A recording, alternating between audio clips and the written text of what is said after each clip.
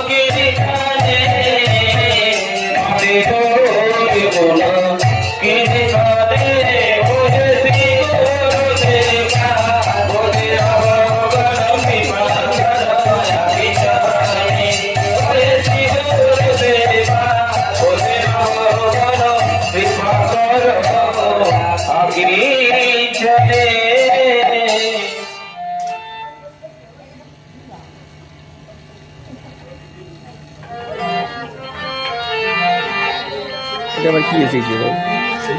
Reserving এটা কি এসেছে?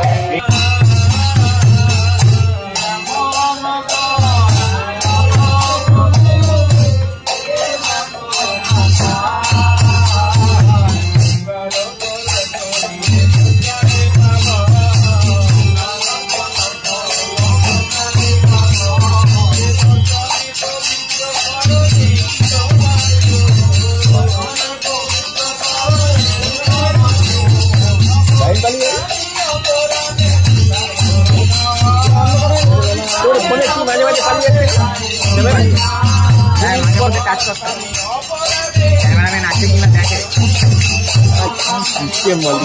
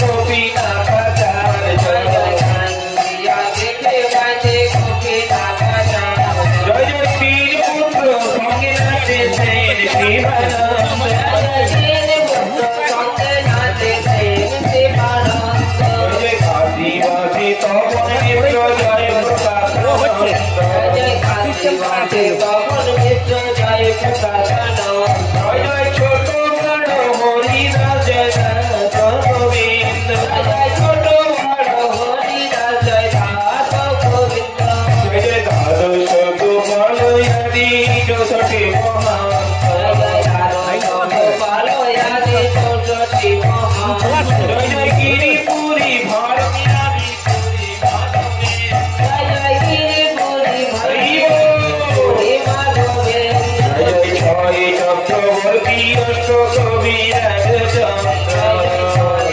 চক্রবর্তী অষ্ট কবিরাজ চন্দ্র জয় জয় বাসুদেব ঘোষয়াদি বসুরামানন্দ জয় জয় বাসুদেব ঘোষয়াদি সীতার মজ সিয়া চুতানন্দ জয় জয় সীতার মজ সিয়া চুতানন্দ জয় জয় কালিদাস ঝোড়ু ঠাকুর জয় উদানন্দ জয় জয় কালিদাস ঝোড়ু ঠাকুর জয় উদানন্দ জয় জয় পুণ্ডরী কবি কালিনী মতে সর্বনীত পুণ্ডরী কবি কালিনী মতে সর্বনীত জয় জয় রাঘব পণ্ডিত গদাধর দাস ভাগবতাচার্য জয় রাঘব পণ্ডিত গদাধর দাস ভাগবতাচার্য জয় জয় হাকি সারা গণপতি অনন্তয়াচার্য জয় জয় হাকি সারা গণপতি অনন্তয়াচার্য জয় জয় অভিরাম গৌরীদাস জয় নন্দনাচার্য জয় অভিরাম গৌরীদাস জয় নন্দনাচার্য জয় জয় কাশীশ্বর হীরে চৈতন্য সূর্য দাস পণ্ডিত কাশীশ্বর হীরে চৈতন্য সূর্য দাস পণ্ডিত জয় জয় পরমেশ্বর দাস পুরী গোসাই জয় জগদানন্দ জয় জয় পরমেশ্বর দাস পুরী গোসাই জয় জগদানন্দ জয় জয় যোগাই মাথায় চাপাল গোপাল জয় দেবানন্দ জয় মাথায় চাপাল গোপাল জয় দেবানন্দ জয় জয় ভূগোল ঋষি লোকনাথ জয় শ্যামানন্দ জয় জয় ভূগোল ঋষি লোকনাথ জয় শ্যামানন্দ জয় শ্রীনিবাস মুক্ত মুক্ত জয় শ্রীনিবাস মুক্ত জয় জয় গঙ্গানায়ন গোবিন্দ দাস জয় রসিকানন্দ জয় গঙ্গানায়ন গোবিন্দ দাস জয় রসিকানন্দ জয় জয় গুণিয়া গুণিয়া এতি যত গৌর ভক্তবৃন্দ গুণিয়া গুণিয়া যত গৌর ভক্তবৃন্দ তোরা সবে মিলে কর কৃপায় আমি অতি মন্দ তোরা সবে মিলে কর কৃপায় আমি অতি মন্দ কবি নাটি খুচরে ভজাও শ্রীকৃষ্ণ চৈতন্য কবি নাটি খুচরে ভজাও শ্রীকৃষ্ণ চৈতন্য যেন ব্যাকুল প্রাণে গাইতে পারি হানি তাই গৌরাঙ্গ যেন ব্যাকুল প্রাণে গাইতে পারি হানি তাই গৌরাঙ্গ হানি তাই গৌরাঙ্গ হানি তাই গৌরাঙ্গ হানি তাই গৌরাঙ্গ হানি তাই গৌরাঙ্গ জয় জয় গীতানন্দ জয় গৌরাঙ্গ জয় জয় গীতানন্দ জয় গৌরাঙ্গ জয় জয় গীতানন্দ জয় গৌরাঙ্গ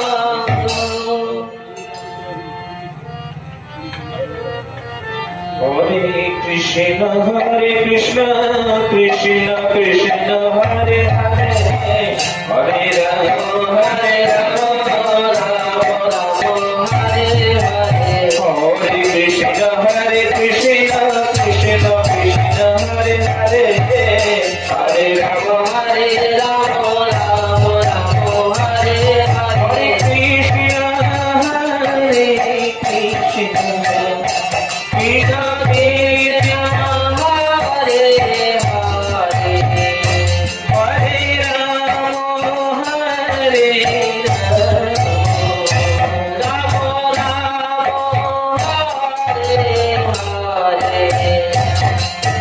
Hare Krishna হরে কৃষ্ণ কৃষ্ণ কৃষ্ণ হরে হরে হরে রাম রাম রাম হরে হরে হরে কৃষ্ণ কৃষ্ণ কৃষ্ণ হরে হরে হরে রাম রাম রাম হরে হরে হরে কৃষ্ণ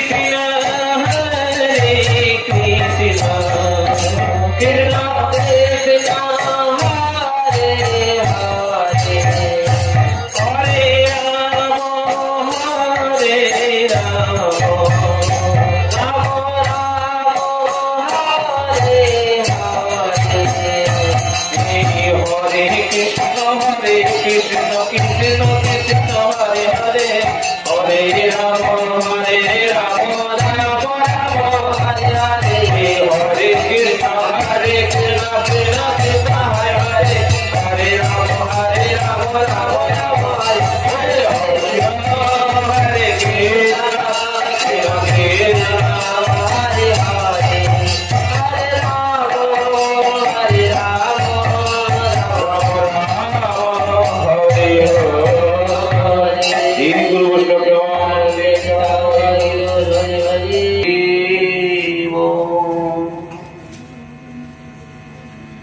জয় কামেশ্বর মহাপ্রভু জয় যুক্তন জয় যুক্তন সাধুগুরু বৈষ্ণব ভক্তমণ্ডলী প্রসন্ন হন মাতৃমণ্ডলী কৃপাবারী বরিশন করুন নিতাই চাঁদ কৃপাবারী বরিশন করুন নীলাচল চন্দ্র যুগল কিশোরের চরণে শরণ গ্রহণ করে যে সমাতার চরণে প্রণতি জানিয়ে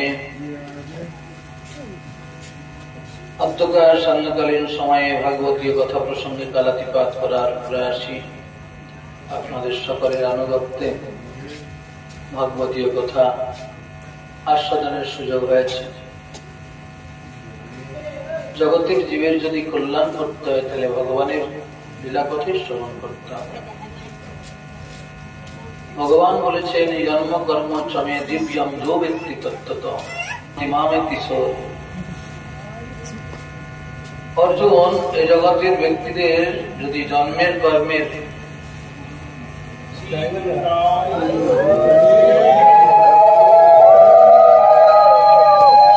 চিরকালের জন্য বন্ধ করতে হয় তাহলে আমার জন্মকর্মের কথাটা জগতের জীবকে শুনতে হবে, মানতে হবে, প্রতিপালন করতে হবে।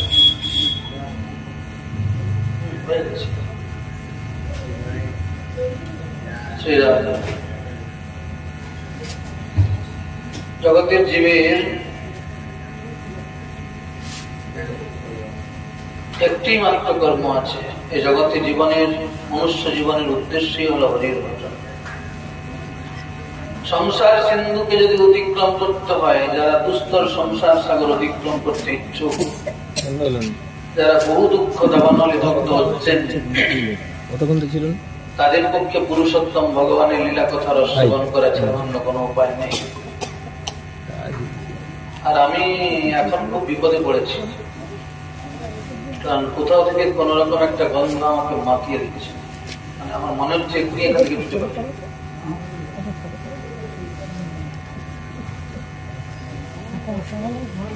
কোথায় এলাম নিজেই খুঁজে পাচ্ছি না।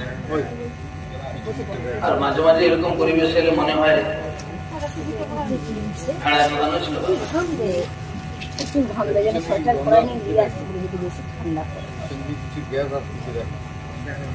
কলিহতে জীব কৃষ্ণ বলে সেই জীবনাদি হয়ে মুগতে মায়া করে দেয় সংসার। জগতের জীব সকলেরা হিন্দু হিন্দু করে চেঁচা। কিসের হিন্দু এরা? ধর্ম সম্পর্কে কি জানে? ভাগবতীয় ধারায় একটা পরিবেশ তৈরি হবে, সেই পরিবেশটাকে রক্ষা করতে পারি না? 2 ঘন্টা একটু গুছিয়ে থাকতে পারি না?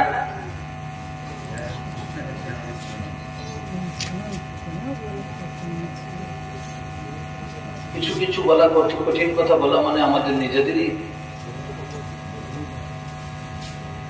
জীবনের বিশেষ জায়গাটাকে সংকুচিত করে দেওয়া। খুব কষ্টে আছে। শাস্ত্রকার বলছেন এই ধরনের কষ্টগুলো যারা তৈরি করে তাদের আরো বেশি কষ্ট, বুঝতে পারছে না। জীবন লালসায় যে ব্যক্তি উঠিত হয় কৃষ্ণ উদর পরায়ণ, কৃষ্ণ নাই না, হবে না। এরা ভগবত উৎসবকে সামনে রেখে ভগবানের কাছে নিজেদের জীবন লালসার জন্য প্রাণী হত্যা করবে, আর সেই প্রাণী হত্যাগুলো করে এরা নরকে যাবে। আর যে সকল প্রাণীকে হত্যা করবে তারা ওই জীবন থেকে মুক্তি পেতে যাবে। কি গল্প করে এক্ষুনি হাঁকিয়ে যাচ্ছেন, কি গল্প করে হাঁকাচ্ছেন। আগামীকাল মায়ের কাছে পাঠাবলি অনুষ্ঠান, মানে একজন মা বলে একজনকে মারবে, যে মরবে মা বলে মুক্তি লোকে যাবে, আর যে মা বলে কাটবে সে ওই ছাগলের জায়গায় যাবে। ভাগবত পঞ্চম স্কন্ধে কথাই তো বলছে। ভাগবত পঞ্চম স্কন্ধে বলছেন যে সকল ব্যক্তিবর্গ নিজেদের জীবন লালসা পরিপূরণ করার জন্য অন্য কোন সতেজ প্রাণীকে হত্যা করে তাদের খাদ্যকে, তাদের গৃহকে খাদ্য রূপে গ্রহণ করে, এটা রাক্ষস নিন্দিত কর্ম। রাক্ষসেরা এটা পছন্দ করে না।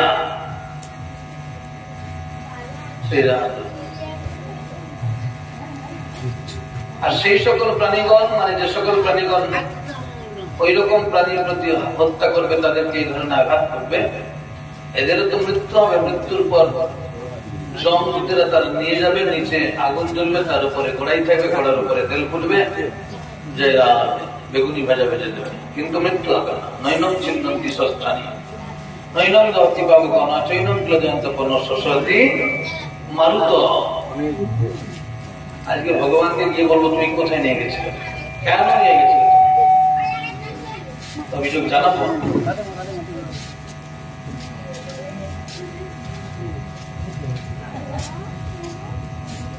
জানিয়ে দিচ্ছেন শাস্ত্র। আমরা শাস্ত্র বুঝি না, আমরা ভগবতের কাছে যাই না, ভাগবত ভক্তের কাছে যাই না, আমাদের চলার পথ খোঁজার চেষ্টা করি না। আমাদের ভাগবত সব কিছু দেখিয়ে দিচ্ছে। সনাতনী ধারাকে যদি বুঝতে হয় ভাগবতে আসতে হবে, সাধুর কাছে আসতে হবে। সেখানে জানিয়ে দিচ্ছেন নিজের কর্মফল নিজেকে ভোগ করতেই হবে। কিন্তু যারা অনন্ত দুস্তর সাগর অতিক্রম করতে ইচ্ছুক, যারা বহু দুঃখর দাবানলে দগ্ধ হচ্ছেন, তাদের পক্ষে পুরুষোত্তম ভগবানের লীলাকথার সেবন করে ছাড়া অন্য কোনো বন্ধা নেই, কোনো করণী নেই, কোনো নৌকা নেই। তারা কেবল লীলা রসায়নের সেবন করেই নিজের মনোবাঞ্ছা পূর্ণ করতে পারে। ভাগবত কথা বলতে গিয়ে সুখদেব গোস্বামী পাদের কাছে পরীক্ষিত মহারাজ বলছেন, প্রভু আপনি তো আমার কাছে ভাগবতের প্রথম থেকে একেবারে আস্বাদন করে চলেছেন, করিয়ে চলেছেন। আমি আপনার কাছ থেকে হরি কথা শুনছি, ধীরে ধীরে ভগবানের আগমনের কথা শুনেছি। ভগবানের পরিবর্তন গোভার হরণ করে সড়কে গমনের কথা শুনলাম। আগত সমাগত যে যুগ, তারপরে পরে সেই যুগে ধর্ম কি, সেখান থেকে নিষ্কৃতি পাওয়ার কিছু উপায় আছে কিনা। সুখদেব গোস্বামী পাদ বলছেন, পরীক্ষিত তুমি একটা ভালো তথ্য তুলে ধরলে, তবে ভালো তথ্য তুলে ধরলে। পরীক্ষিত শোনো, কালের ক্ষমতা কিন্তু অপরিসীম। কলিকালে ধর্ম সম্পূজিত খৌনি মন্দা ফলা লোকাস্তি বসুকা নারীয়তি সফলা। কলিকালে সব ধর্ম ধর্ম ধর্ম ধর্ম বলে বলবে ঠিকই, কিন্তু প্রকৃতপক্ষে ধর্মের নামে প্রহসন হবে। দেখুন আজকে তো শিব চতুর্দশী, আমাদের যারা হরিভজন করি আমাদের কথা ছাড়ো, আমরা কেউ ব্রত প্রতিপালন করি, কেউ করি না। কিন্তু সাধারণের বাড়িগুলোতে তো প্রায় সবাই মায়েরা চতুর্দশী ব্রত করছে। গতকাল হয়ে গেছে, তাই না? ঠিকই আছে। কিন্তু ভগবানের কাছে কি চাওয়া উচিত? আমরা কি চেয়েছি? কিছু কি চাওয়া হয়েছে? যদি চাওয়া হয় কি চেয়েছি? প্রকৃতপক্ষে আমাদের অনেকই ফর্মালিটি বজায় করেছে। সবাই ব্রত করেছে, আমি একটু ব্রত করি। তবে ব্রত করার এবারে কম্পিটিশনটা কি? ও যদি শুধু জল দেয় আমি দুধ জল দেবো, ও যদি দুধ জল দেয় তাহলে আমি শুধু দুধ দেবো, ও যদি শুধু দুধ দেয় তাহলে আমি 70 টাকা দামি দিয়ে ডাব কিনে দেবো। ও যদি শুধু ডাব নিয়ে যায় আমি তাহলে কিছু ফল নিয়ে যাবো, ও যদি ফল শুধু নিয়ে যায় আমি তাহলে ফল ডাব নিয়ে যাবো। প্রতিযোগিতা। কিন্তু বাবার কাছে কি বললাম? শিব মানে কি? শিব মানে তো মঙ্গল। শিবের আরেক নাম আশুতোষ, স্বল্পে সন্তুষ্ট হন। করণীয় কর্তব্য তার কাছে জানা, তো তুমি মঙ্গল মঙ্গল করো। রাধে রাধে।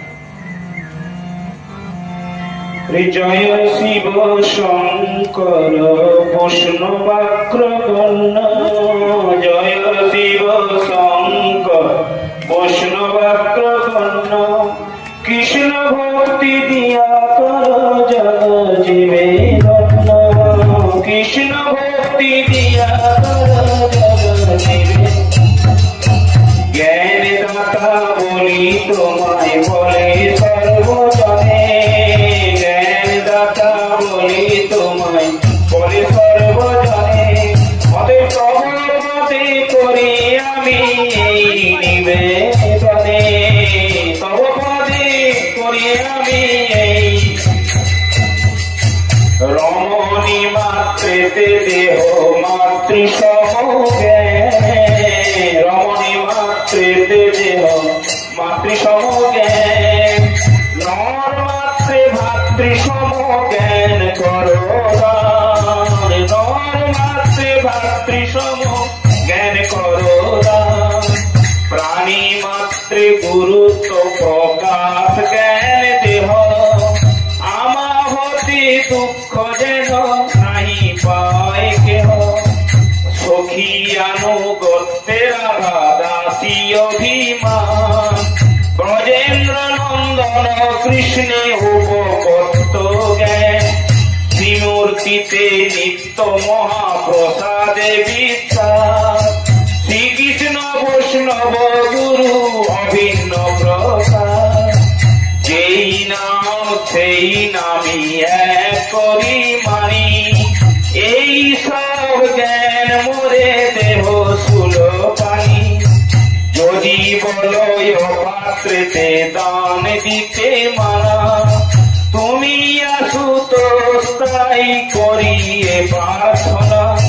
কলিহত মায়া মুগ্ধ দেখি জীব গণে, অবতীর্ণ করাইলে সচির নন্দনে। অবিচারে নাম প্রেম জীবে বিলাইতে, আনিলে দয়াল নিতাই এই অবনীতে। তোমা সমদাতা আর কে ভাই আছে, অধম পতিত মোরা দাঁড়াবো কার কাছে। গোপীশ্বর শিবায় শঙ্করায় মহাত্মনে, হরিপ্রিয়ায় দেবায় উমেশায় নমস্তুতে। ওম নমঃ শিবায়, ওম নমঃ শিবায়, ওম নমঃ শিবায়, ওম নমঃ শিবায়, ওম নমঃ শিবায়, ওম নমঃ শিবায়, ওম নমঃ শিবায়, ওম নমঃ শিবায়। বৈষ্ণবানাম যথা সম্ভব। মহাদেবের চরণে শরণ গ্রহণ করা আমাদের কর্তব্য। মহাদেবের চরণে শরণ গ্রহণ করে ধর্মনীতি জীবনযাপনে এগিয়ে যেতে আমাদের আরো কর্তব্য। কিন্তু কলিযুগে তা হবে না। কলিযুগে ধর্ম সংকুচিত পূর্ণিমঙ্গা বলা, উৎপাদন ক্ষমতা, পৃথিবীর মাত্র উৎপাদন ক্ষমতা কমে যাবে। কলিযুগ ধর্ম বলছেন না। আর 1 ঘন্টা লোক আসতে বসুগা, লোক সকল স্ত্রীর অনুগত, আর কলিযুগের স্ত্রী সকল চঞ্চল হয়ে যাবে, একাধিক থেকে ছুটে যাবে। তাই ভগবান সুখদেব গোস্বামী পাদ পরীক্ষিত মহারাজকে বলছেন, কালের ক্ষমতা কিন্তু পরীক্ষিত মহারাজ অপরিসীম। কলিকালে ধর্ম, সত্য, পবিত্রতা ক্ষীণ হয়ে পড়বে, সত্যতা ক্ষীণ হয়ে পড়বে, সত্য কথা কম বলবে, সত্য কথা কম বলবে, পবিত্রতা, এই যে পবিত্রতা, ভাগবত হয়তো আয়োজন হবে, আগমন করার জল পাবে না, ভাগবত আয়োজন হবে কিন্তু ফুল তুলসী চন্দন করবে না, পবিত্রতা কি, ধর্ম সম্পর্কে সচেতন হলাম কি, কোথায় জন্মগ্রহণ করেছি, ব্রাহ্মণ বলে কি রকম ব্রাহ্মণ হয়েছে, গেট আপটা দেখলেই তো মনে হচ্ছে 4 দিন বাদে মরে যাবে মদ খেয়ে খেয়ে। কিসের ব্রাহ্মণত্ব দেখা যায়?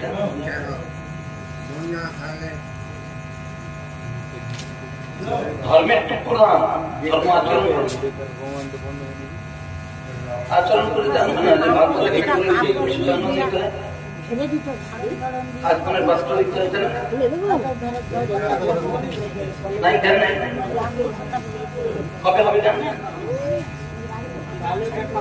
কিন্তু সূত্র তো ভালো, তার জ্ঞান আছে। ভোরবেলা বলতে হয়, মঙ্গল আরতি করতে হয়, ভগবান গোলা গাছের প্রসাদ খেতে হয়, নিরামিষ গ্রহণ করতে হয়, যাবতীয় বৈষ্ণবী ব্রতগুলো করতে হয়, ঈশ্বর পরম বিষ্ণু সচ্চিদানন্দ বিগ্রহণাদি রাধি গোবিন্দ সর্বকরণ কারণ, ঈশ্বরকে জানতে হয়, ঈশ্বর ভজন করতে হয়। প্রণাম মন্ত্র, ব্রাহ্মণের প্রণাম মন্ত্র, নম ধর্মে মহতি, নম কৃষ্ণ বিদসি, ব্রহ্মণ্য পরমস্কৃতম ধর্ম বর্ষিতনা। কি বলছে? নম ধর্মায় মহতি, আমি সেই জনকে প্রণাম করি যিনি ধর্মে মহান হচ্ছে। নম ধর্মায় মহতি, নম কৃষ্ণ বিদসি, যিনি কৃষ্ণকে জেনেছেন। ব্রহ্মণ্য নমস্কৃতম ধর্ম বর্ষ সনাতনম, যিনি সনাতন ধর্মকে পক্ষে ধারণ করেছেন। জানবেন তো, অবশ্যই জানবেন, ভাগবত ধারাই লুঙ্গি পরে চললে কি পবিত্রতা থাকবে নাকি? দেখুন বলছেন, ভাগবত বলছেন পবিত্রতা থাকবে না, ক্ষমা, অন্যের বিরুদ্ধে কথা বললে গর্জন করে যাবে, অন্যের বিরুদ্ধে যে কথা বলবে তার বিরুদ্ধে গর্জে উঠবেন না, যাবতীয় যা ষড়যন্ত্র করে করতে হবে, বিভৎস প্রতিহিংসামূলক শাস্তি নিতে এরা কখনো দ্বিধা বোধ করবে না, ক্ষমা থাকবে, দয়া থাকবে না। কলিযুগের মানুষ, কলিযুগের মানুষের আয়ু কমে যাবে বাবা। কলিযুগের মানুষের আয়ু কত? সত্যযুগে মানুষের আয়ু ছিল 1 লক্ষ বছর, চলে গেছে ত্রেতা যুগ, 1টা শূন্য কমে গেছে, দ্বাপর যুগ 1টা শূন্য কমে গেছে।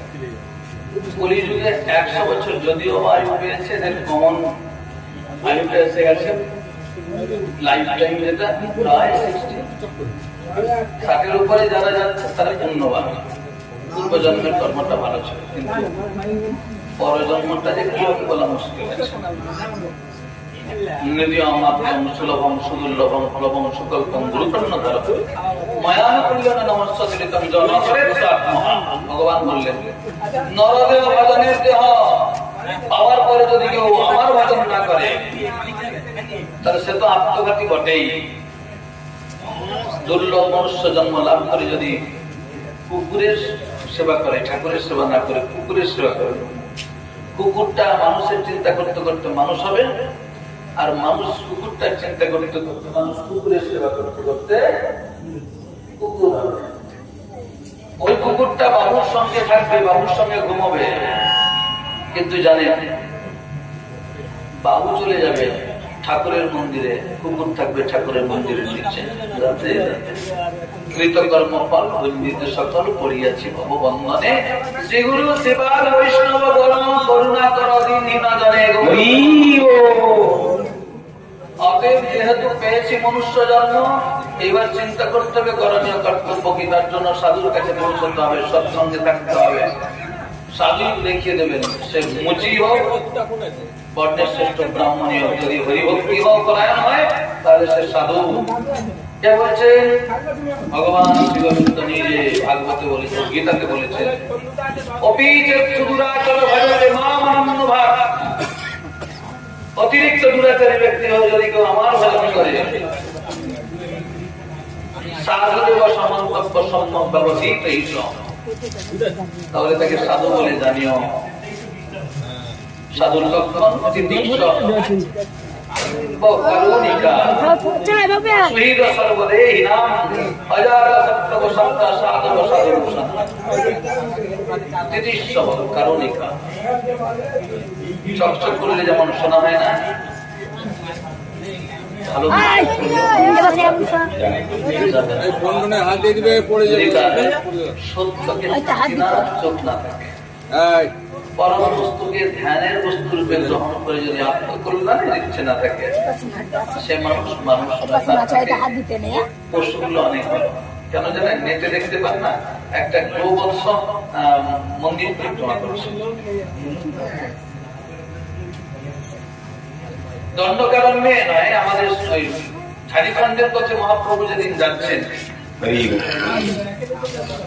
তারা ভগবান মহাপ্রভুর চরণে চোখের জলটা অঞ্জলি দিয়ে যেন বলতে যাচ্ছেন, আমাদের কর্মফলের জন্য আমরা হরিনাম করার জীবন পাইনি, আজকে নিবেদন জানিয়ে রাখি, আগামীকাল যদি আমরা আসি, আগামী দিন যদি আমরা আসি, তাহলে যেন তোমার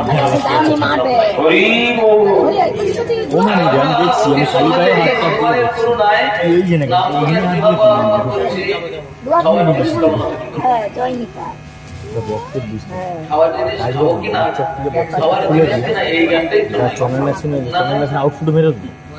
অজ্ঞতা, মিথ্যাকে সত্য রূপে গ্রহণ করা, এটাই মায়া। মায়াবদ্ধ জীবের নাই কৃষ্ণ স্মৃতি জ্ঞান নাই। ভগবান কিন্তু নির্দিষ্টভাবে জানিয়ে দিচ্ছেন, ভগবান কিন্তু জানিয়ে দিচ্ছেন, ভগবান ভক্ত মজ্জাখানা ভাই, একটা ঘন্টা ভালো লাগবে না?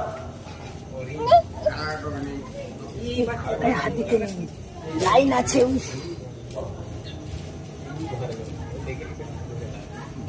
মনমনামা ভগবত ভক্ত আমাতে যত রসি যদস্তাসি যদ্দোষি দদাসি যদ্দস্তপস্যসি কৌন্ত তৎপুরুষমদর্শন। যা করছো মহব্যক্ত তপস্যা, যা করছো আমাকে সত্যি করে বলছে। অন্য কোনো দেবতা বলেনি, ভগবানের অন্য কোনো অবতার বলেনি, আর যীশু খ্রিস্ট তো বলে মেনে উঠলেন ওটাকে। অন্য কোন ধর্মের কোন রকম প্রবক্তা বলেন নাই, আমার ভগবান বলেছেন। আর রক্ষা করেন না, হ্যাঁ করেছেন তো বলছেন, উনি বলেছেন অনন্য সিদ্ধান্ত মানে যে জনবৈষ্ণবের দেশান নিত্যানি যুক্তায়ন জগৎ সমন্বয়। একটা বাচালতা নয়, বাচালতা নয়, পরন্তু যারা যারা অনন্য চিন্তা নিয়েছেন, যারা নিয়েছেন অম্বরীশ, অনন্য চিন্তা নিয়েছেন ধ্রুব প্রহ্লাদ, অনন্য চিন্তা নিয়েছেন দ্রৌপদী মাতা, অনন্য চিন্তা নিয়েছেন সুদামা বিপ্র, জয়নাথে। আচ্ছা, তাদেরকে কি তিনি রক্ষা করেছেন? অম্বরীশের কাছে দুর্বাসা মুনি যখন এসেছেন, অম্বরীশ সেদিন ব্রত করেছেন, পালন কখনো করেননি। বৈষ্ণব সেবা দেওয়ার পর পালন করতে হয়, যারা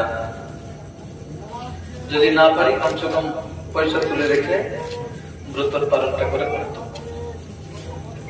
যিনি করেছেন তিনি করেছেন, কিছু না কেউ আছে।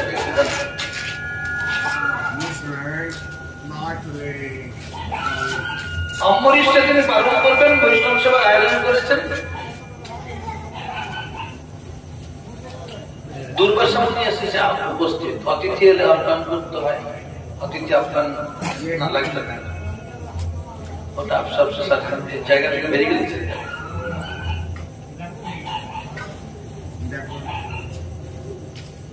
দুর্বাসা মুনি এসেছেন, এবার অতিথির আপ্যায়ন করা কর্তব্য। গৃহস্থিনী বলুন না আশ্রমবাসী বলুন, অতিথির আপ্যায়ন করা কর্তব্য। গৃহস্থের অতিথি আপ্যায়ন করা কর্তব্য আমাদের কে দেখাচ্ছেন? আমাদের মা সরস্বতী দেখাচ্ছেন। মা সরস্বতী সেদিন অতিথিকে দেখে সেবা দেওয়ার জন্য উৎকণ্ঠিত হয়েছে, ব্যাকুলতার ভাব প্রকাশ করেছে। মা সীতা দেবী অতিথি এসেছে, যদি পালিয়ে যায় তাহলে পতিদেবতার আয়ু ক্ষয় হবে, সংসারের কল্যাণ হবে না, অকল্যাণ হবে। অতিথি বিমুখ হইলে গৃহস্থ যায় প্রসাদ তালে বিমুখ হবে। নিজের জীবনকে বাজি রেখে অতিথির আপ্যায়ন করতে পেরেছে। আর যদি বলি আশ্রমবাসী, সেদিন শ্রমিক মুনি ধ্যান করছেন, পরীক্ষিত মহারাজ আসছেন, কিন্তু আপ্যায়ন করেন নাই। পরীক্ষিত মহারাজ তিনি এখন ওই সোনার মুকুটটা মাথায় দিয়ে এসেছেন, সেই জন্য ওই কলির প্রভাবে তিনি একটা অপকর্ম করে ফেললেন সাধুর কাছে। একটা চন্দন বৃক্ষ যদি একটা বনে থাকে, সারা বনটাকে চন্দনে সুরভিত করে দেয়, তার পরিপূর্ণতা হলে। একটা গ্রামে যদি সাধু থাকে, সে সাধুর ভজনের দ্বারা পুরো গ্রামটা রক্ষিত থাকে। কিন্তু যদি কোনো গ্রামে একটা সাধু নিগ্রহ হয়ে যায়, তাহলে সেই গ্রামের সমস্ত মঙ্গল দূরীভূত হয়, সমস্ত অমঙ্গল এসে হাজির হয়ে যায়। সে গ্রামে অনাবৃষ্টি হয়, সে গ্রামে অতিবৃষ্টি হয়, সে গ্রামে অন্নভাব দেখা যায়, সে গ্রামে অল্প বয়সে নারী বিধবা হয়, সে গ্রামে মায়ের গর্ভের সন্তান মারা যায়। হ্যাঁ, এগুলো তো আমার সাধনিক গ্রহ যেন আমরা না করে ফেলি। কিন্তু এখন পরীক্ষিত মহারাজ কিছুদিন আগে কলিকে নিগ্রহ করেছেন, আজকে সেই কলিকে আবার আশ্রয় দিয়েছেন। সেই কলির দ্বারা পরিচালিত হয়ে আজকে আমরা যখন যাচ্ছি মৃগয়া করতে, জরাসন্ধকে হত্যা করে রাজমুকুটটা রেখে গেছেন মেজদাদু ভীম। আজকে তাহলে ওই মুকুটটা পরেই মৃগয়া করতে চাই। এখন কোন ব্যক্তি যদি সাইকেল চালাতে গিয়ে হেলমেট পরে, তাহলে তাকে পাগল করবে না, তাই না?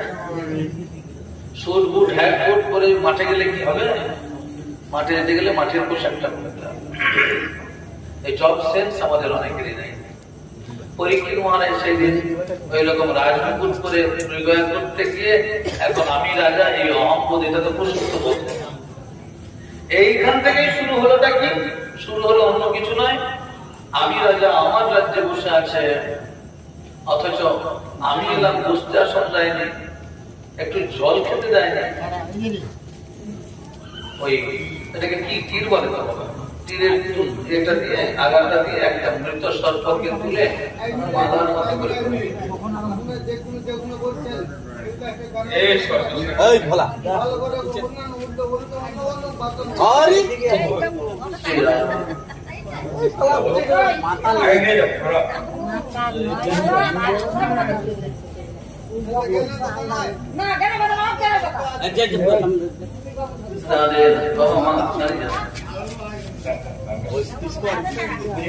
বলুন বলুন, আপনি বলুন। এইবার উনি তো আছেন, উনি তো ধ্যানে আছেন, উনি তো জানেন না যে কে এসেছেন, কি করেছেন। কিন্তু পুত্র সিংহী উনি, তিনি এসে দেখলেন যে কি দেখলেন? পিতার কণ্ঠে মৃত সর্প। হায় হায়, গর্জে উঠলেন। কেন গর্জে উঠলেন?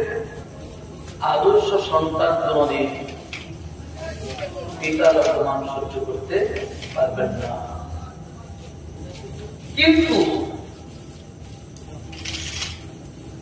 আদর্শহীন সন্তান পিতাকে নিজেই অপমান করতে। আদর্শ সন্তান কিন্তু আজকে এসে দেখলেন কে করেছে এটা। শুধু তাই নয়, গণ্ডকী নদীতে গেলে নাচমন করলে, মাঙ্গলিক কোন কর্ম করতে গেলেও আগমন করতে হয়, অমাঙ্গলিক কোন কর্ম করতে গেলেও আগমনের দ্বারা বাক্য শুদ্ধতা আসে। আগমন ব্যতিরেকে কোন বক্তব্যের সফলতা আসতে পারে না।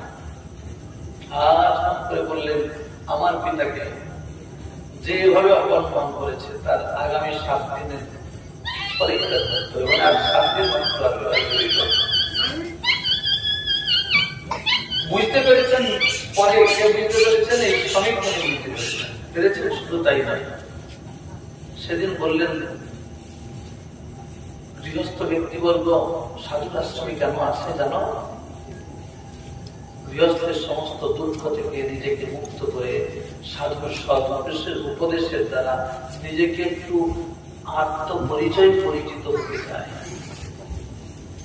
যারা আশ্রমবাসী তাদের কর্তব্য অতিথির সেবা করা, আগে বললাম। যারা গৃহশ্রমী তাদেরও কর্তব্য অতিথির সেবা করা। আর যারা আশ্রমবাসী তাদেরও মানে বাস্তিবাসী মঠবাসী তাদেরও কর্তব্য অতিথির সেবা। তুমি তো জানো না, এটা ঠিক হয় না। যে রাজ্যে বসে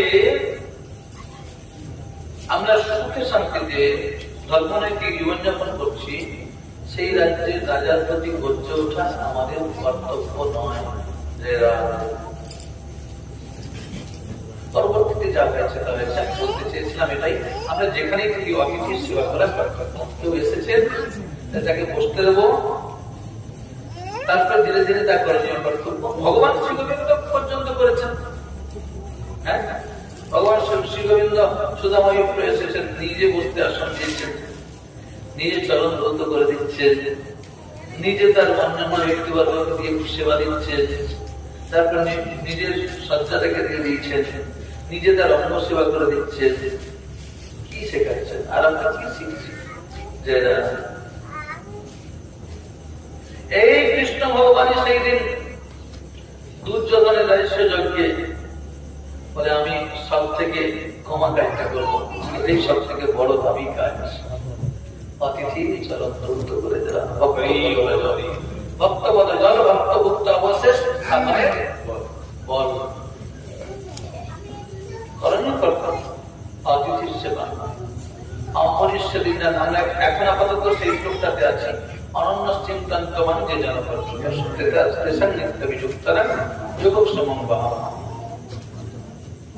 কি হবে? অনন্য চিন্তায় আছেন তো বটে।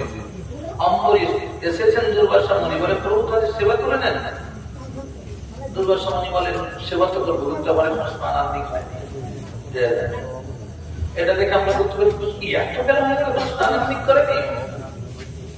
স্নানান্তিকের সময় ব্রাহ্মমুহূর্তের পূর্বে স্নানান্তিক ছেড়ে দিতে হবে, তারপরে ব্রাহ্মমুহূর্তকালে ভগবানের কাছে গিয়ে মন্দিরে গিয়ে তার যাবতীয় জাগরণ থেকে শুরু করে বাকি সেবা শুরু হবে। বটে রাধে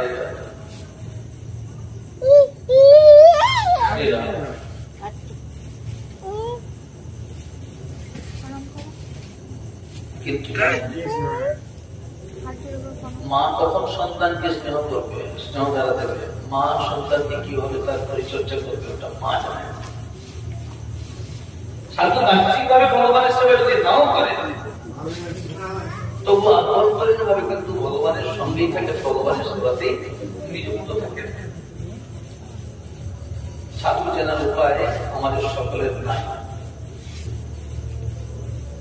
যারা আমার মতো প্রবর্তক, তারা বাহ্যিকভাবে সময় অনুযায়ী কথা বলবেন বাহ্যিকভাবে, কিন্তু যারা ভজনানন্দী সিদ্ধ দশায় পৌঁছেছেন, তাদের বাহ্যিক ব্যাপারটা না থাকলেও আভ্যন্তরিক ব্যাপারটা তাদের চলছে।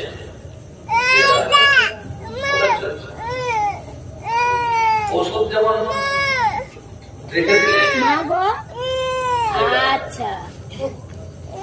ও দেখা যায় না মাথায় গেছে না পায়ে গেছে। মুখে ঔষধটা দিয়েছেন, পেটে গেছে, ক্রিয়াটা কিন্তু মর্মস্থলে, রোগ যেখানে আছে সেখানে ক্রিয়াটা করবে। অনুরূপ ভাবে সাধুজন ঘুমিয়ে আছেন কি জেগে আছেন, সকলের সঙ্গে আছেন কি নিরজনে আছেন, এটা বড় কথা নয়। সাধু কিন্তু ভেতরে ভেতরে ভগবত চিন্তনের মধ্যেই আছে। দুর্বাসা ঠিক সেরকম, কিন্তু তারপরে বললেন আমি একটু সেবা করে আসি, স্নান করে আসে। স্নান করতে গেছে, সাধারণেরা স্নান করেন মানে কি, গেলেন জলে ডুব দিলেন, চলে এলেন, তাড়াতাড়ি স্নান হয়ে যায়। কিন্তু সাধুজন তারা যে কর্মটাই করে নিয়মের মধ্যে করে। তাই জলে নামবেন আগে, তার আগে জল স্পর্শ করবেন, মা গঙ্গাকে আহ্বান করবেন, সমস্ত তীর্থকে আহ্বান করবেন, তারপরে স্নানের মন্ত্র আছে, স্নান করার পর তর্পণ করতে হবে।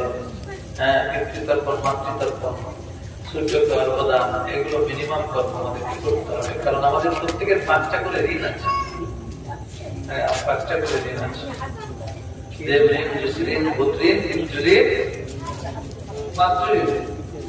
এই ঋণগুলো থেকে মুক্তি হওয়ার জন্য, মুক্তি পাওয়ার জন্য যে রাজস্বাম সকালবেলায় ঈশ্বর চরণের শরণ গ্রহণ, বিভিন্ন রকম তর্পণ গুলো করা একান্ত গুরুত্বপূর্ণ। নিত্য নৈমিত্তিক হবে।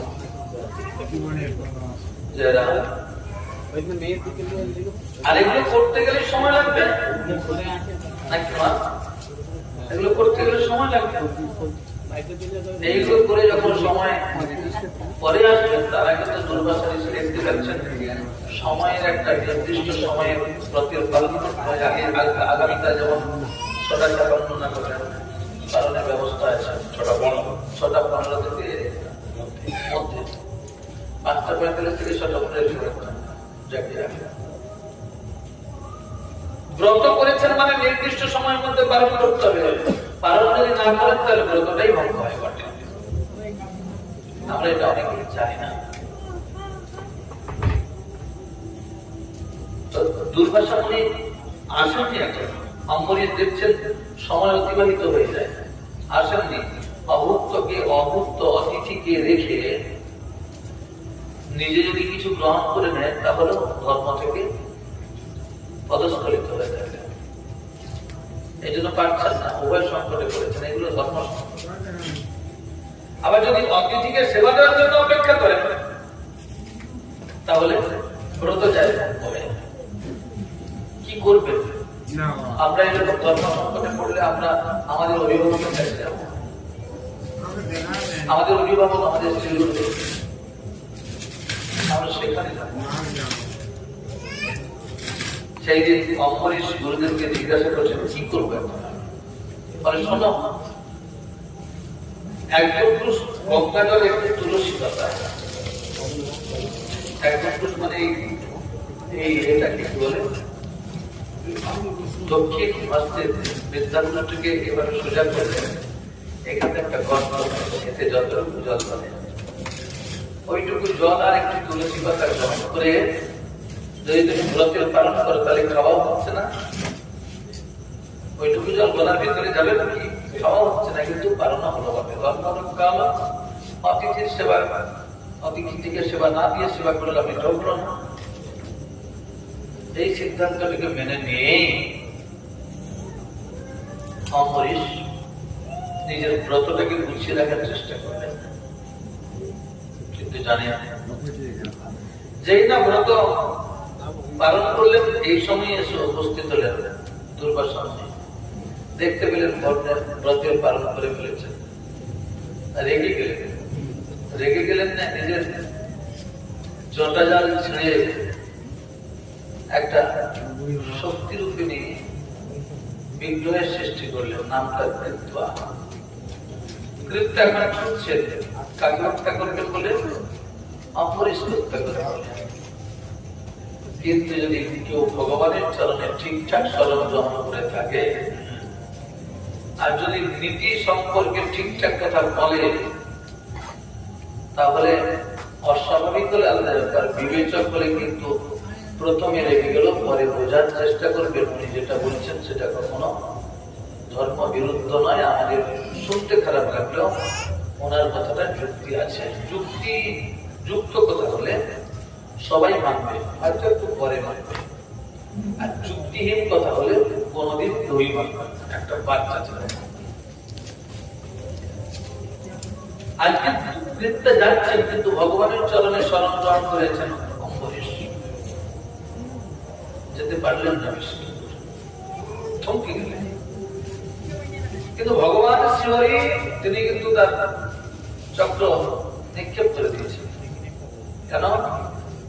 সন্তান যদি পিতার আনুগত্যে থাকে, সন্তানের বিপদ আসার আগেই পিতা তাকে শেল্টার দিয়ে দেওয়ার চেষ্টা করে, না করে না? বাচ্চা ছেলেটা পড়ে যাওয়ার আগেই মা তাকে গিয়ে ধরে দেয় না? ভগবান শ্রীহরি ঠিক তেমন, তমেব মাতা সপিতা তমেব, তমেব পুষ্য সখা তমেব, তমেব বিদ্যা অভিনন্দ তমেব, তমেব মম সর্বদেব। চক্র এখন আসছে, তাকে হত্যা করেছে। এইবার যাবে কোথায়? দুর্বাসা দুর্বাসা প্রাপ্ত হয়ে চলছে। আমরা তো সবাই নিজেকে ভালোবাসি, আমরা সবাই নিজেকে ভালোবাসি, কিন্তু যারা বাহ্যিকভাবে নিজেকে চিনি তারা বাহ্যিকভাবে ভালো থাকার জন্য বাহ্যিক খাবারের উপর আসক্ত হয়। যারা আভ্যন্তরীণভাবে আমরা ভালোবাসি, নিজেকে চিনতে পেরেছি, তারা আভ্যন্তরীণভাবে ভগবানের নাম কীর্তনকে গ্রহণ করে আভ্যন্তরীণভাবে ভালো থাকতে চাই। যারা আর্থিক কল্যাণের জন্য আত্মসচেতনতার মধ্য দিয়ে সময় থাকতে থাকতে পিতার কাছে পৌঁছে যায়, পিতা বলে থাকেন, জগৎ পিতা বলে থাকেন, চিন্তা তোমাদের নাই, মনে ভক্ত পুনঃসতি, আমার ভক্তের কোনোদিন বিনাশ নাই, আমার ভক্ত নির্দিষ্ট সময় আমার কাছে আসবেই আসবে, আর যে আমার কাছে আসবে তাদের পক্ষে সম্পূর্ণ বন্ধ হবে, চিন্তা তার নাই। কিন্তু দুর্বাসা, তুমি আমার ভক্তের পেছনে লেগেছ, তোমাকে শেষ করবো। দুর্বাসা এখন ছুটে চলেছে নিজেকে বাঁচানোর জন্য। কোন দিকে ছুটে চলেছে? ব্রহ্মার কাছে গেছে। ব্রহ্মা বলে আমি ওসব পারবো না। মহেশ্বরের কাছে গেলেন। মহেশ্বর বলে দৌড় দৌড় দৌড়, আমি তোমাকে হয়তো সেলটা দিতে পারতাম ভগবানকে বলে গিয়ে, কিন্তু তুমি কার বিরুদ্ধে গর্জে উঠেছে জানো? বৈষ্ণবের বিরুদ্ধে, ভগবানের ভক্তের বিরুদ্ধে। আমি একজন বৈষ্ণব। এই জগতের আমরা সমগোত্র ব্যক্তিবর্গ, সমগোত্র ভক্তিবর্গকে দেখতে পারি না, নাকি বলে?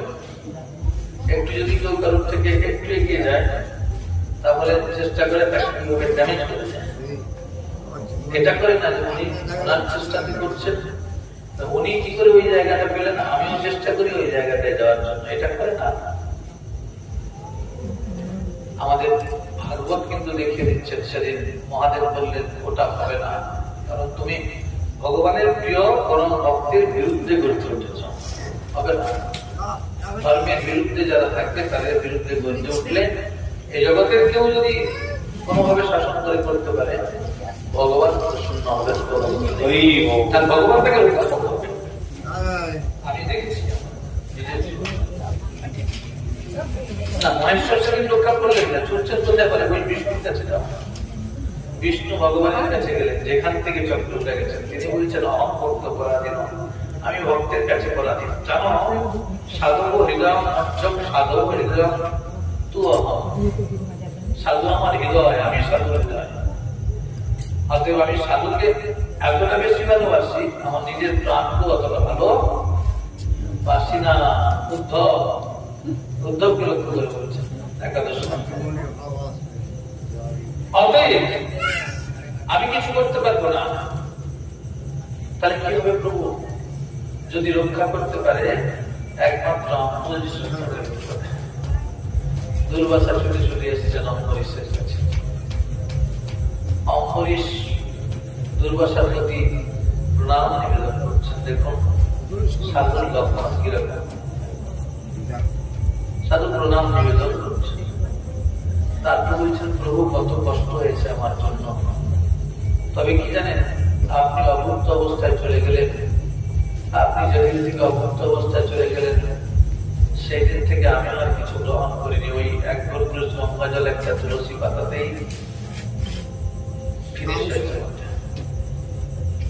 আপনি এসেছেন, আপনি করজোড়ে এভাবে বিরাসনে বসবেন না, পরন্তু আপনি উঠুন, আপনি আমার পরন্ত আসনে বসুন। আসছে কে আসছে? সুদর্শন চক্র আসছে। সেদিন অম্বরীশ সুদর্শন চক্রের স্তুতি করছেন। সুদর্শন চক্র যথাস্থানে রওনা করছে। ভগবানের প্রিয় ভক্ত অন্য ভক্তকে সার্বিকভাবে বিপদগ্রস্ত থেকে মুক্তি করতে পারে।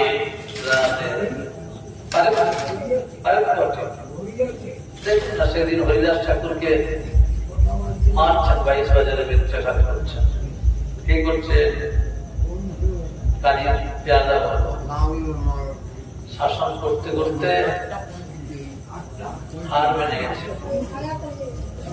গেছেন। শুধু তাই নয়, এখন বলছে হরিদাস তুমি, হরিদাস তুমি যদি না মরো আমাদের যে প্রাণ যায়। হরিদাস বলছেন এখন হারিস বলে আমি তোমরা বেঁচে যাবে। আমি এখন মরছি বটে। নিজেকে ধর্ম থেকে মুক্ত করে নিচ্ছে, চিন্তা নেই। না, ধর্মকে আরো বেশি করে গুটিয়ে নিয়ে নিজেকে তোমাদের কাছে মরে যাচ্ছে না। এটা ভক্তের বিশেষ একটা বিশেষ ধারা। এরা নিজেরা অপমানিত হয়ে ভগবানের ধর্মকে বই প্রকাশ করতে চায়। আজকে তেমনটাই করলেন অম্বরীশ। অম্বরীশ দুর্বাসা মুনিকে সেবা করছেন, দুর্বাসা মুনি সেবা গ্রহণ করলেন। তারপরে দুর্বাসা মুনি বলছেন, আমি শুনেছি তোমার কাছ থেকে তুমি 7টা বছর সেবা করো, তুমি সেবা করো, আমি এখন বসে দেখি, তারপর আমি হস্তান্তর করবো। রাধে রাধে। শাস্ত্র বললেন একজন ধার্মিক ব্যক্তি আরেকজন ধার্মিক ব্যক্তিকে ধর্ম উপাসনার জন্য সহযোগিতা করবেন। এইগুলো ভাগবত মানুষ তৈরির কারখানা। আবার কিন্তু আছে অনন্য চিন্তা যে জনপদ উপাসনা। তাহলে অনন্য চিন্তা স্বরূপ গ্রহণ করেছিলেন অম্বরীশ, ভগবান রক্ষা করেছেন। প্রহ্লাদ হিরণ্যকশিপুর কাছ থেকে বিভিন্ন রকম শাসন পেয়েছেন,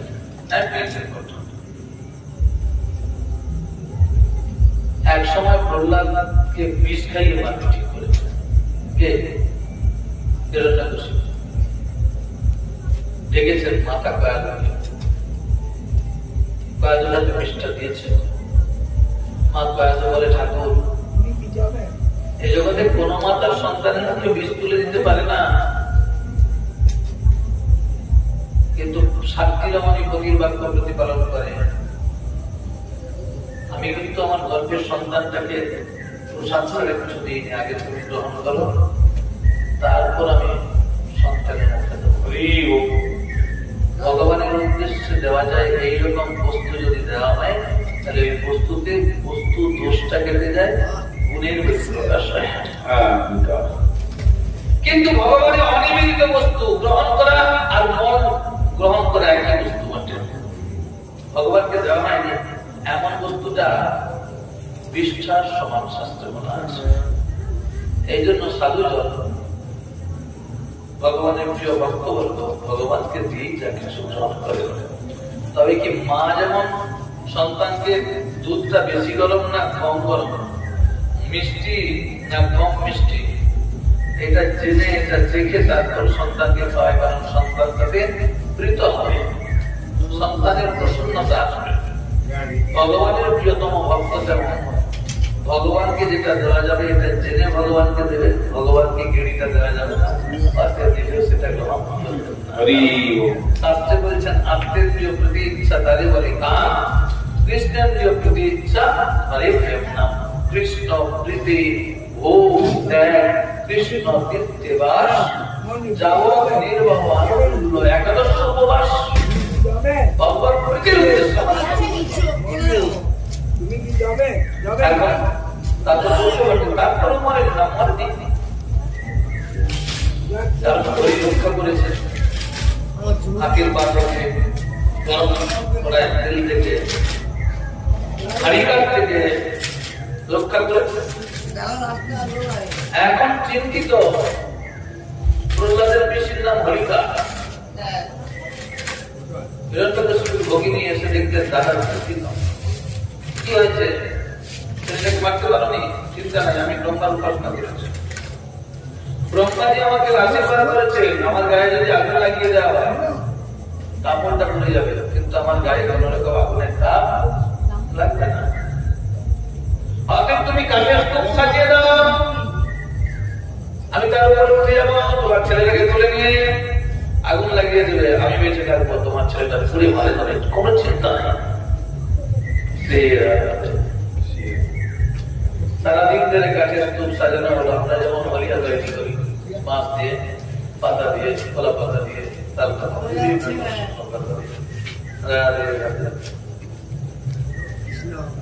সারাদিন সাজানোর পর বিকেল বেলায় ফেলে দেওয়া হলো, গধূলি লাগছে আগুন লাগিয়ে দেওয়া হলো ত্রিশূলটাকারে। প্রহ্লাদের পক্ষের লোক হাহুতাশ করছেন, মা হাহাকার করে কাঁদছে, কাঁদছে। প্রহ্লাদের বিপরীত পক্ষের লোক মানে হিরণ্যকশিপুর লোকেরা আনন্দের সঙ্গে হরি হে প্রহ্লাদ চিন্তা করা হরি হে উঠলো বটে কিছুর বলে আছে কিন্তু কখনো ভগবানের চরণ শরণ থেকে বিচ্যুত অন্যায় শাস্ত্রে বললেন সতত স্মর্তব্য বিষ্ণু বিস্মর্তব্য জাতচিত সর্বদা ভগবানের নাম লইবে, কখনো ভগবানকে ভুলে যাবে না। কেন? অন্তকালে চ মামেব শরণ হত্যাকালে শ্লোকটির মধ্য দিয়ে বলছেন যে ব্যক্তি মৃত্যুর সময় জনজনব্যাপী স্মরণ করুন, একই কথা, মৃত্যুর সময় যেমন যেমন চিন্তা করে পরবর্তী দেহটা তেমন তেমন লাভ হয়। বড় রাজা মৃত্যুর সময় হরিণের চিন্তা করে পড়লো, পরবর্তী দেহটা হরিণ দেহ লাভ হলো। পুরন্দর চরিত্রে যে রাজা প্রাচীন বলি রাজাকে বোঝাতে গিয়ে নারদ প্রভু পুরন্দনের চরিত্র নিয়ে এসে দেখালেন। পুরন্দন মৃত্যুর সময় পুরন্দনের চিন্তা মানে কি, স্ত্রৈণ ব্যক্তি, অবিবেচক ব্যক্তি নারীতে আসক্ত হয় বেশি, নারীর চিন্তা করতে করতে মরে নারী দেহ প্রাপ্ত হলো। আর অজামিল সাধুর কৃপায়,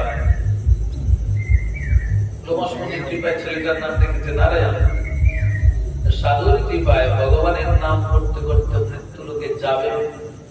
ভগবানের নাম করেনি, আভাসে হয়েছে বটে, ছেলেটাকে দেখেই ভগবানের নাম হয়েছে বটে। এই জন্য ছেলের নাম বা আমাদের সন্তানের নাম ভগবানের নামে রাখতে যেন পারি। হ্যাঁ, ভগবান শ্রী গোবিন্দের অসংখ্য নাম, রাধা রানীর অসংখ্য নাম, তাদের নামে নামটা রাখবে। মৃত্যুর সময় অন্তত গীতা জয় কোথায় গেলে বলতে গিয়ে গীতা বলা হবে, গীতা প্রাপ্ত তো হবে। এই যে নারায়ণ, উঠতে নারায়ণ, বলতে নারায়ণ, খেতে নারায়ণ, নারায়ণ বলে দেখেছে যাও চারটা দুধ এসে হাজির, ধর্মের ক্রাইটেরিয়া জানিয়ে দিলেন, উপাসনা করে ভগবত লোকে ছেড়ে দিলেন।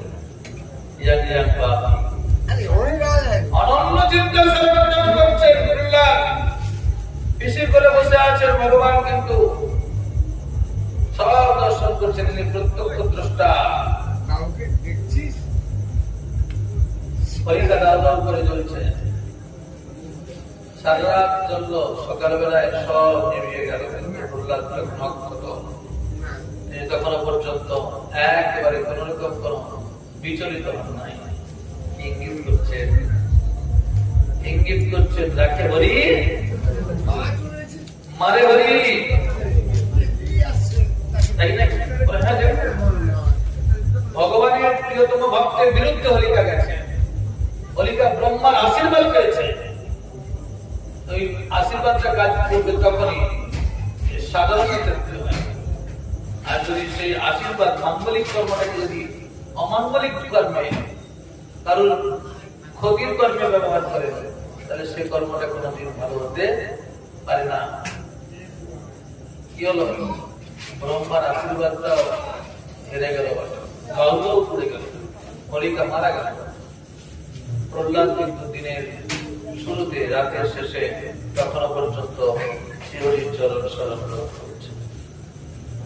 প্রহ্লাদের পক্ষের সমস্ত ভক্তরা এসে আনন্দে আত্মহারা হয়ে মানে কালকে হোলিকা দহন হয়েছে, মানে অমঙ্গল নাশ হয়েছে, আজকে মঙ্গল সূচিত হয়েছে। তাই আনন্দে রঙের খেলা হবে, আবিরের খেলা হবে, ভালোবাসার খেলা হবে।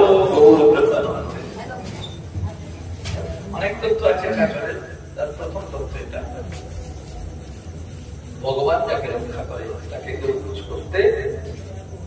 আজকে শাসক যে হিরণ্যকশিপু কি করছে, বিরক্ত হয়ে গেছে। কে রক্ষা করে তোকে রে? এত শাসন করছি, মৃত্যু হচ্ছে না, কে রক্ষা করে? বাবা রক্ষা করে। আনুকূল্য সংকল্প, প্রাতিকূল্য বিবর্জন, লক্ষ্মীস্ব বিশ্বাস, ভক্তিত্বে বর্ণতা, আত্মনিক্ষেপ কার্পণ্যের সরবিদা শরণাগতি, শরণাগতির লক্ষণ এগুলো। আনুকূল্য সংকল্প অর্থাৎ ভগবান যাতে প্রসন্ন হবেন সেটা আমি করবো। ভগবান যেটা প্রসন্ন হবে না সেটা আমি করবো না। কিন্তু জানেন আমরা তো কলির মানুষ, ভগবান কিসে প্রসন্ন হবেন সেদিকটা লক্ষ্য করি নাই, ভগবান কিসে অপ্রসন্ন হবেন সেটাও লক্ষ্য করি নাই। আমরা কি করে সার্বিক ভাবে আনন্দ উপভোগ করি সেদিকে ব্যস্ত থাকি। এগুলো বলার কিছু প্রয়োজন নাই, আবার না বলেও থাকতে পারছি না, না বলাই ভালো। 70 বাড়ি লাভ কি, 1 ঘন্টায় চলতেছে 70 বাড়ি লাভ। তবে কি জানেন, মায়ের আরাধনার আগে জাগতিক আনন্দ উপভোগের জন্য ধুমধুমানি এটা আমি তো মেনে নিতে পারছি না। আপনাদের সবার সম্মতি চাইতে, এটা তো উদ্দেশ্য লক্ষ্য থেকে কি উপলক্ষ বড় হলো না বাবা? একটু কি চিন্তা করে দেখি নাই, লক্ষ্য থেকে কি উপলক্ষ বড় হচ্ছে না? হতে তো পারে, অনেক কিছু হবে। আগে তো মায়ের চলনের প্রতিটা হয়ে যায়। পরিবেশ পরিস্থিতি যা হবে তা হবে, আপনাদের সচেতনের উপর আমি বলছি না, কিন্তু আমার জন্য এটা অভিনব বোধ লাগলো বটে। আজকে দেখিয়ে দিচ্ছেন ঈশ্বর কেন্দ্রিক জীবনযাপন করুন, সব থেকে রক্ষিত হবে। প্রহ্লাদ মহারাজ আজকে সেরকম ভাবে বই প্রকাশিত হয়েছেন, এমন একটা চরিত্র। হিরণ্যকশিপু হেরে যাচ্ছেন, কে তোকে রক্ষা করবে? কেউ হরি বলে, হরি বলে থাকে রে। তিনি কমল দ্বিতীয় ঈশ্বর পরম কৃষ্ণ সচ্চিদানন্দ বিগ্রহ অনাদি আদি গোবিন্দ সর্ব কারণ কারণ। বসুদেব নিজে বলছেন, প্রভু তুমি সমস্ত কারণের কারণ, তুমি চিরশ্রেষ্ঠ, তুমি নিত্য, তুমি সনাতন। ও ব্রহ্মাজি শুধু বলেন নাই, আমাদের বসুদেব বলছেন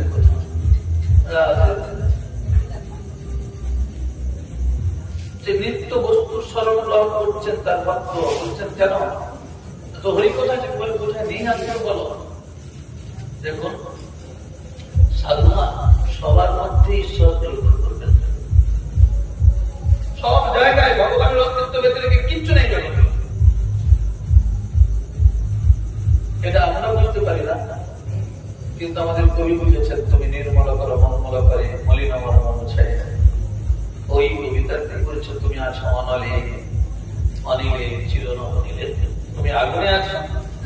আর উনিও তো গীতাতে বলেছেন, আমিও অগ্নির মধ্যে আছি, আমি সূর্য, আমি অগ্নি, আমি জল, আমি বায়ু, হ্যাঁ আমি সব, আমি ব্যতিরে কিছু হতে পারে না।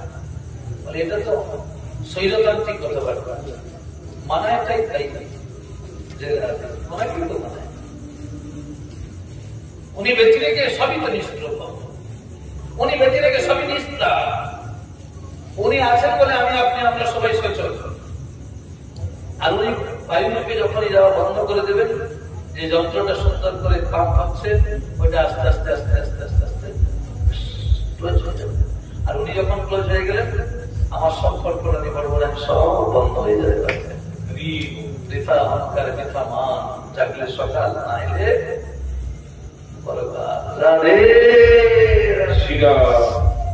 এত এত এত অহংকার কিসে? ইঙ্গিত করছেন শাস্ত্র। সাধু প্রহ্লাদ করছেন, বাবা সব জায়গায় বর্তমান। বলে ওই পাথরে পেঁচা কোনদিন সূর্যের আলো দেখে না। সাধারণ ব্যক্তি অভক্ত যারা ভগবানের বিরুদ্ধে কথা বলে, তারা কোনদিন ভগবানের অস্তিত্ব উপলব্ধি করতে পারে না। তাদেরকে বোঝানোর জন্য ভগবান বিশেষ বিশেষ ক্রিয়া করেন। শুধু তাই নয়, অনুগ্রহে ভক্তানান নয় ভূতানান মানুষ দেহমাস্তিত ভজতি তাদ শীঘ্র যশস্বা তৎপর হবে। ভগবান যখন যেমন ভাবে প্রকাশ করার প্রয়োজন, উনি সেভাবেই প্রকাশ হয়ে থাকেন, সেভাবেই থাকেন। প্রহ্লাদ কিন্তু বলেনি, ঠাকুর বাবাকে বলে দিয়েছি তুমি বেরো, বলেছেন নাকি? উনি শুধু অনন্য চিন্তন করছেন। আবার আমার ওই একটি শ্লোকে আমরা আছি, অনন্য চিন্তা। উনি বলে রেখেছেন প্রভু বেরো, এটা বলছেন না, কিন্তু নিত্য নিরন্তর ভগবানের স্মরণে আছে। ভগবান এখন দেখলেন ভক্তের মর্যাদা রক্ষা করা কর্তব্য। সময়টা এসেছে, ব্রহ্মার উপাসনা করে কয়েক হাজার বছর তপস্যা করেছে, তপস্যা করে অবাক হয়েছে।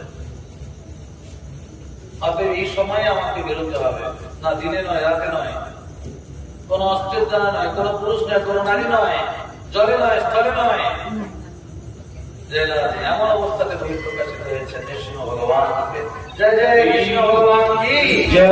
উগ্রম বীরম মহাবিষ্ণুম জলন্তম সর্বতোমুখম নৃসিংহম কৃষ্ণম ভদ্রম মৃত্যুরুদ্রম নমাম্যহম। প্রকাশিত হয়ে হিরণ্যকশিপুকে পঞ্চত্ব প্রাপ্ত করলেন।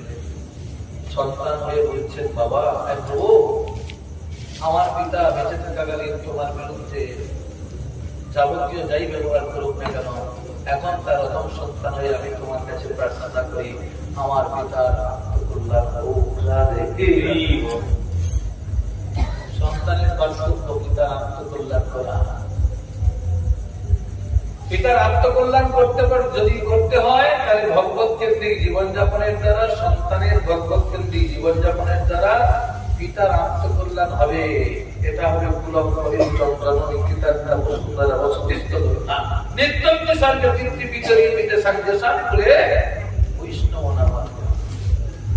যে সন্তানের দ্বারা বংশের মর্যাদা বৃদ্ধি প্রাপ্ত হয়, সে সন্তান হয় কুলপ্রদীপ।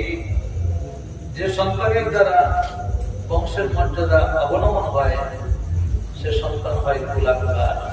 আপনি আমি আমাদেরকে জেনে নিতে হবে, আমরা বংশের কুলাঙ্গার হবো না কুলপ্রদীপ হবো। যদি কুলাঙ্গার হই, তাহলে অভব্য জীবনযাপন করি, যে যার উপার্জন করবেন সেটার খাবেন, সেটার জীবনযাপন করবেন, তাতে দোষ কোথায়?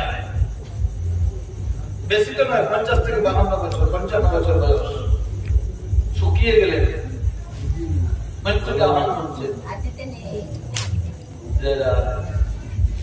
আর যদি কুলপ্রদীপ হওয়ার চেষ্টা করি, তাহলে নিশ্চয়ই পূর্বপুরুষদের চলার পথটা আমাদেরকে অনুসরণ করে এগিয়ে যেতে হবে।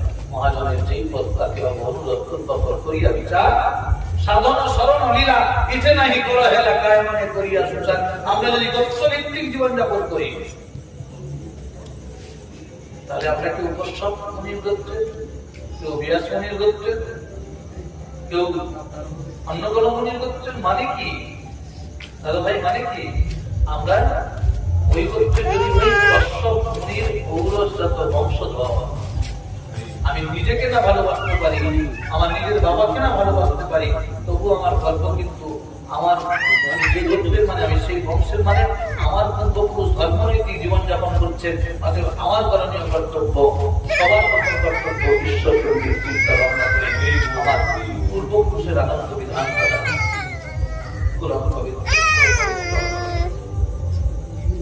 প্রদীপ হইতে হবে। ঈশ্বর চেতনার দ্বারা আত্মকল্যাণ হয়, ঈশ্বর ভজনের দ্বারা বংশের সমস্ত পূর্ববংশীয় ব্যক্তিবর্গের প্রসন্নতা আনা যায়। দেখুন, আজকে প্রহ্লাদ নিজের পিতাকে নিজের ভজনের হিরণ্যকশিপুর ভজনে কিছু তীব্রতা আছে। যে তীব্রতাটা আছে সেটা শুধু স্বার্থ কেন্দ্রিক। আমি যেন অমর হই, আমাকে যেন কেউ না করতে পারে, আমি সরকার জয় করবো, বলছেন না? ব্রহ্মার পাওয়ারে পাওয়ার হয়েছে। কিন্তু ভক্ত প্রহ্লাদ তারই সন্তান। ভগবান বলেছেন, প্রভু পিতা যেন কোনোভাবে অবনমন হয়, আপনার থেকে কৃপা। ভগবান বলছে, শোনো, তোমার মতো পুত্র যা, তার পিতাকে আমি কি অন্যদিকে পাঠিয়ে দেবো? আমার সমস্ত পাওয়ার সঙ্গে সঙ্গে সে মুক্তি লোকে গিয়েছে। ভালো ছেলের বাবা কে হতে চায় না? মা, ভালো ছেলের বাবা সবাই হতে চায়, কিন্তু কখনো কখনো কর্মের বিপরীত ক্রমের ফল অনুযায়ী অন্যরকম সন্তান এসে যায়। পরিবার পরিকল্পনা একটা সন্তান হবে কি 10টা সন্তান হবে, এটা বড় কথা নয়। বড় কথা হলো সন্তানগুলো ভালো হবে না মন্দ হবে। পাণ্ডু অল্প দিন বেঁচেছে, কিন্তু দেখুন পাণ্ডুর একটা সহধর্মী নেই, দুটো সহধর্মী নেই, দুটোই ধর্মের সহায়কারী নেই। ধর্মকে সামনে রেখে সন্তান লাভ করেছেন 5টা সেই ধর্ম করে। ভগবান তাদের রহস্যতা স্বীকার করেছেন, ভগবান তাদের রহস্যতা স্বীকার করেছেন। অর্জুনের রথের সারথী হয়ে গেলেন, মানে কি কেরানি হয়ে গেলেন না?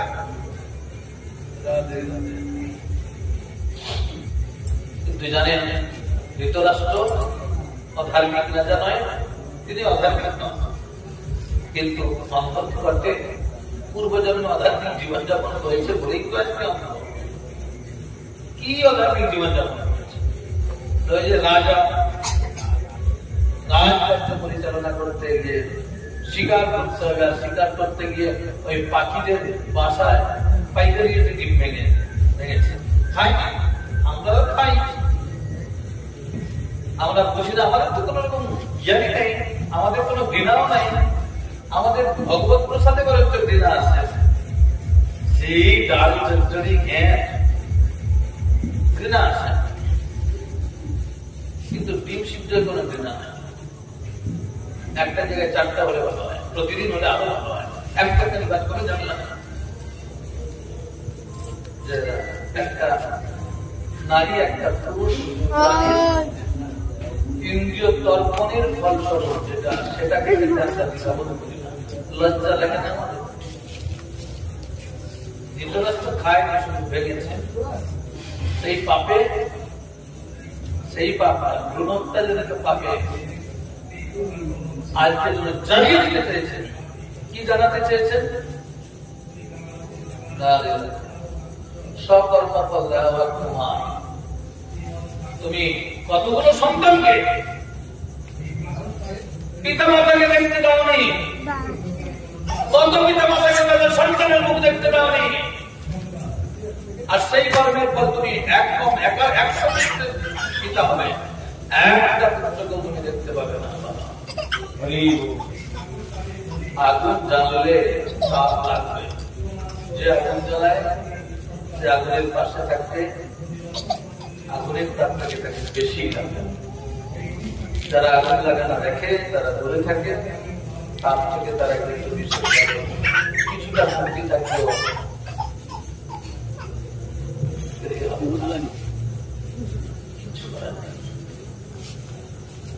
ধৃতরাষ্ট্র অঙ্গরাজা ওই ভ্রূণহত্যা জনিত কারণে আমরা উপলব্ধি করেছি, করছি না। কি হবে এখন? অতগুলো সন্তান, একটা সন্তানও ধর্মপথে নাই, একটা সন্তান। স্বাধীনতা পর্যন্ত স্বাধীনতা পর্যন্ত 8 ঘন্টা সময় আছে, আর আপনাদের সময় আমি কোন রকম আঘাত না করি, আমার কোনো কথা কষ্ট পাবে না। দেখুন, যিনি যে পরিবেশে থাকেন সেই পরিবেশটা থেকে অন্যভাবে তখন তার ভেতর থেকে অন্যরকম একটা জায়গায় তা থেকে শীত থেকে ছুটে চলে গেলে আপনার ধরা যায়। তবে আমি কষ্ট পাবেন না, যা করছি সেটা পরিচালিত হয়ে গেছে পরিবেশের দ্বারা, কিন্তু কর্মটা আমাদের ভালো হতে হবে। ধৃতরাষ্ট্র এতগুলো সন্তানের পিতা হয়েও রাজ্যটাকে ধরে রাখতে পারলেন না। ধার্মিক জীবন যখনই তার আত্মকল্যাণ হয়, তাই আমাদের কবি বলে গেলেন, বলো বলো বলো সবে শতহীনা বেরু রবে, ভারত আবার জগৎ সভায় শ্রেষ্ঠ আসন লবে, ধর্মে মহান হবে, কর্মে মহান হবে, নবনী নবনী উদিবে আবার এরা নিপু হবে। ধর্মের কিন্তু যায়, অধর্মের কিন্তু বিনাশ, আর এটা উনি করে থাকেন। সবাই জানি সাধনা বিনাশ। ধর্ম আপনাকে রক্ষা করে, আপনি ধর্মকে রক্ষা করুন, এটা আপনার সবার প্রথম কর্ম হবে। আপনাকে যারা রক্ষা করে আপনি তাকে রক্ষা করুন, আপনাকে যদি কেউ ধরে নেয় আপনি তাকে ধরে নেন, তাহলে দুজনেই ঠিক থাকবে। কিন্তু যদি আপনাকে কেউ ধরে নেয়, আপনি তাকে যদি না ধরেন, তিনি এক সময় আপনাকে ছেড়ে দিতে পারবেন। তখন যিনি আপনাকে ধরে রেখেছিলেন তার ক্ষতি হলো না, ক্ষতিটা কিন্তু আপনারই হয়ে যাবে, আমারই হয়ে যাওয়ার সম্ভাবনা বেশি আছে।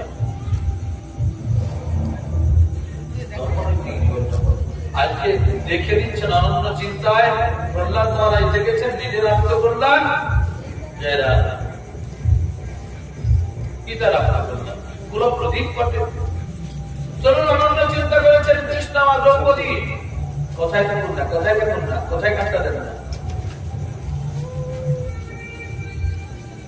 কৃষ্ণা দ্রৌপদী দুর্যোধন দুঃশাসন দুজনে কি করছেন, একটা নারীর দেহ থেকে পোশাক থেকে খুলে দিচ্ছেন। ভেবেছিলেন গুরুবর্গ আছে নিশ্চয়ই রক্ষা করবেন, 5টা স্বামী আছে রক্ষা করবেন, আমি সমাজ সম্পর্কে গুরু আছে নিশ্চয়ই রক্ষা করবেন। কিন্তু জানেন স্থাপন চুপচাপ ছিলেন, নিজেকে রক্ষা করার চেষ্টা করলেন। একটা নারী পারে যদি নির্দিষ্ট ভাবে তার শক্তি প্রয়োগ করে পারে, সর্বমঙ্গল মঙ্গলে শিবের সর্বার্থ সাধিকে শরবণের ব্রহ্মকে গৌরী নারায়ণে নমস্তুতে, জগতি মঙ্গলাকারী ভদ্রকারী কাপালিনী দুর্গা শিবা সমাধি স্বাহা নমস্তুতে। মানে যখন যখন প্রয়োজন হয়েছে তখন তখন আমার মন প্রকাশিত হয়েছে, ওতে বাধ্য হয়েছে। এই জগতেও দেখবেন, সামাজিক ক্ষেত্রেও দেখবেন, যখন যখন প্রয়োজন হয়েছে মাতৃবৃত্তির অগ্রণী ভূমিকা সরোজিনী নাইডু, মাতঙ্গিনী হাজরা থেকে শুরু করে আসলে এসেছেন তো বটে, আছে বটে, এখনো তো আছে বটে। মমতাময়ী মায়ের প্রকাশ আছে বলেই এখন হয়তো আমরা অনেকটা সুখে আছি। মাতৃবন্দনা যারা করে তারা ভালোই থাকে, যারা মাতৃবন্দনা থেকে পিতৃবন্দনা থেকে নিজেকে স্বতন্ত্র করে তাদের কোনদিন ভালোটা মঙ্গলটা দূরীভূত হয়, সমস্ত মঙ্গলে সে হাজির হয়। কি করছেন এখন মা দ্রৌপদী মাতা? সেদিন অসহায় নির্দিষ্ট ভাবে ভাবছেন তাহলে নিজেকে রক্ষা করি না, পারছি না, তাহলে একটা হাতকে বলি রক্ষা করি না, পারছে না, একেবারে পুলিশ সারেন্ডার হয়ে বলছেন গোবিন্দ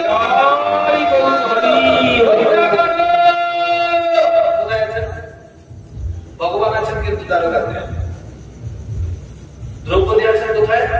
হস্তিনাপুরে।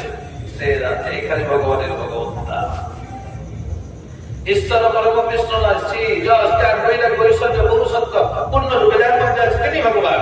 সদস্য পূর্ণ যশ ইহ ভগবান স্বয়ং না চৈতন্য কৃষ্ণ জগতে পরতত্ত্ব পরম, ইনি পরতত্ত্ব, ইনি পরম। কে? সদস্যশালী তিনি কে? কৃষ্ণ ভগবান। এতে সকল কৃষ্ণস্থ ভগবান স্বয়ং কৃষ্ণই ভগবান। ভগবত্তা আছে, যেমন ভগবত্তা আছে, দেখুন দ্বারকাতে আছেন উনি, কিন্তু এখন বলছে যে কৃষ্ণ আমাকে গোবিন্দ গোবিন্দ করে ডেকেছে, এতে আমার বহু ঋণ হয়েছে বটে, নাম মানতে কথা বলছে। সাধ্য সাধন তত্ত্ব একটি গ্রন্থের নাম মানতে বলেছেন এই কথা।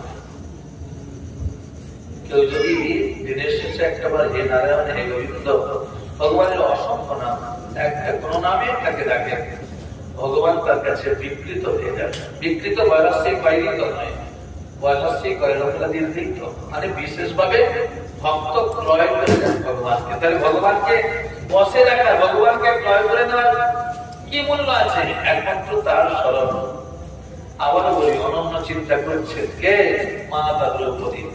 ভগবানের শ্রীগোবিন্দ অন্তরালে থেকে মাতা দ্রৌপদীকে বস্ত্র জুগিয়ে দিলেন। দুর্যোধন দুঃশাসন কিন্তু হেরে গেলেন, বিবস্ত্র করতে পেরেছেন না। এই যে আনুকূল্য সংকল্প প্রাতিকূল্য বিবর্জন, শরণাগতি ঠিক ঠিক হয়েছে, রক্ষা তিনি করবেন। এখানে ভগবানের ভগবত্তা, এখানে ভক্তের অনন্য চিন্তায় ভগবানের কাছে স্মরণ, নিজেকে সমর্পিত করে দেওয়া। তাইতে ভক্ত বললেন সর্বস্ব তোমার চরণে সপিয়া করেছে তোমার দ্বারে, তুমি তো ঠাকুর আমি তো কুকুর, তুমি নিয়ম করে তোমার করে। যদিও অন্য কথা বলা আছে, আমি এটাই ভেবে মহাজনের বাক্য থেকে দিলাম।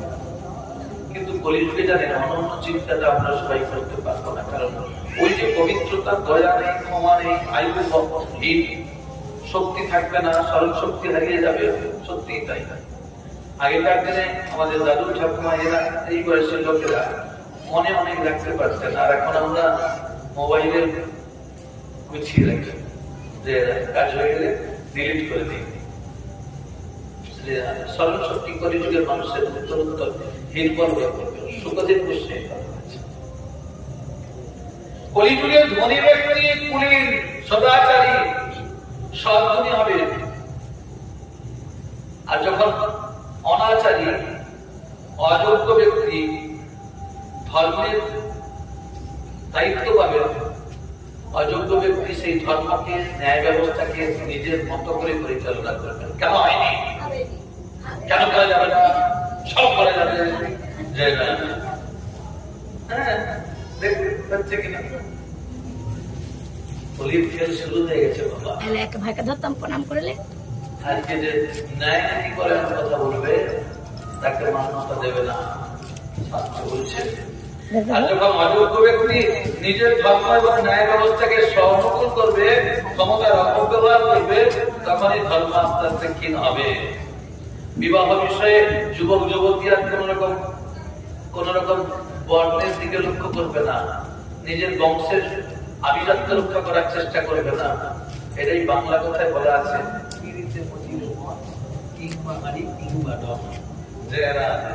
তাকে কাটলেও রক্ত লাল, আমাকে কাটলেও রক্ত লাল। তার ফলে অসম বর্ণের সঙ্গে বিবাহের ফলে সংকর প্রজাতির সৃষ্টি হবে। এই সংকর প্রজাতি ঘরেরও হবে না, ঘাটেরও হবে না। মানে মামার ফুলেরও একটা কুলপ্রদীপ, একটা সুসন্তান 3 ফুলের 7 পুরুষ করে 21 পুরুষকে উদ্ধার করতে পারে।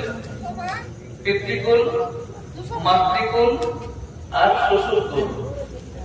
কিন্তু যদি মাতৃকুলটা অধার্মিক হয়, পিতৃকুল যদি ধার্মিক হয়, বিশ্বরূপ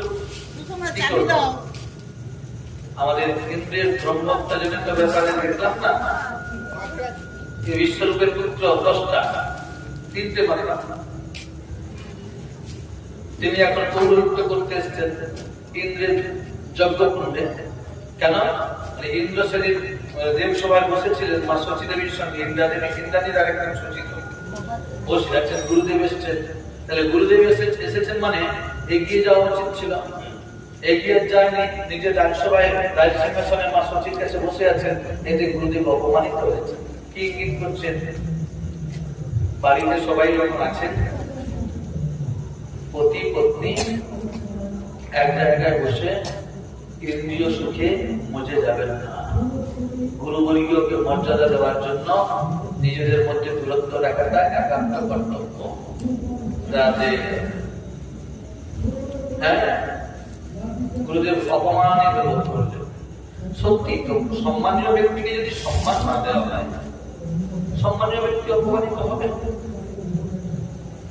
অন্যকেও যদি সম্মানিত ব্যক্তি অপমানিত হয়, তার কথা ছাড়ুন। গুরুদেব যদি রুষ্ট হয়ে যায়, সব শেষ হয়ে যায়। গুরু রুষ্ট হলে কৃষ্ণ রাখতে পারে, নারে কৃষ্ণ রুষ্ট হলে গুরু রাখতে পারে। পালিয়ে গেলেন, আর যেই না পালিয়ে গেলেন, তখন বুঝতে পারলেন গুরুদেব অসন্তুষ্ট হয়েছেন, ছুটে চলেছেন। ছুটে চললে থাকবেন, গুরুদেব নিজেকে আত্মগোপন করলেন। তারপরেই বলি মহারাজের যাবতীয় কর্ম শুরু হয়ে গেছে। দেখতে পেলেন যুদ্ধ তো হবেই বটে, করণীয় কর্তব্য কি? ভগবান বললেন, ধর্মনৈতিক জীবনযাপনের দ্বারা অকল্যাণকে মুক্ত করে কল্যাণকামী কর্মে এগিয়ে যেতে পারবে। নিজের আসনটাকে যদি ঠিক রাখতে হয়, তাহলে কিন্তু ধর্মীয় জীবনটাই অনুভব করতে হবে। বাবা হয়েছি, জন্ম দিয়েছি সন্তানকে, কিন্তু যদি সন্তানটা ছোটবেলাতেই থেকে দেখে বাবা চা খাওয়ার বদলে মদ খায়,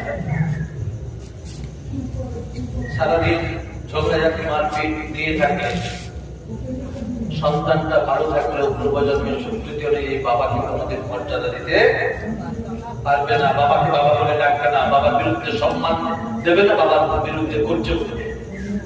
বাবা যে সন্তানের সাথে অপমানিত হয়, অবহেলিত হয়, এর জন্য দায়ী কে? নিজ বাবা। কেন? তার আচরণটা ঠিক নেই, আসনটা ঠিক নেই। কিন্তু কোন বাবা যদি ধর্মীয় জীবন যাপন করে, সন্তানটা যদি ছোটবেলা থেকে দেখে আমার বাবা ভোর ওঠে, ভগবানের প্রজ্বলন করে, জাগরণ করায়, ভগবানের ভোগ লাগায়, প্রসাদ পায়, পরিক্রমা করে, ভগবানকে সাজায়, সন্তানটা কোনদিন বিপথে যাবে না। আর যদিও বা চলে যায়, বাবা যদি ছবি হয়ে যাবে, সেদিন থেকে তার জীবনের পরিবর্তন হয়ে যাবে। রাধে শ্যাম।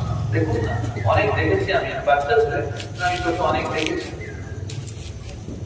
যে ছেলেটা বাবাকে বেঁচে থাকাকালীন অতটা গুরুত্বই দেয় না, বাবা যেদিন মারা গেলেন তারপর থেকে হাউ হাউ করে কাঁদে।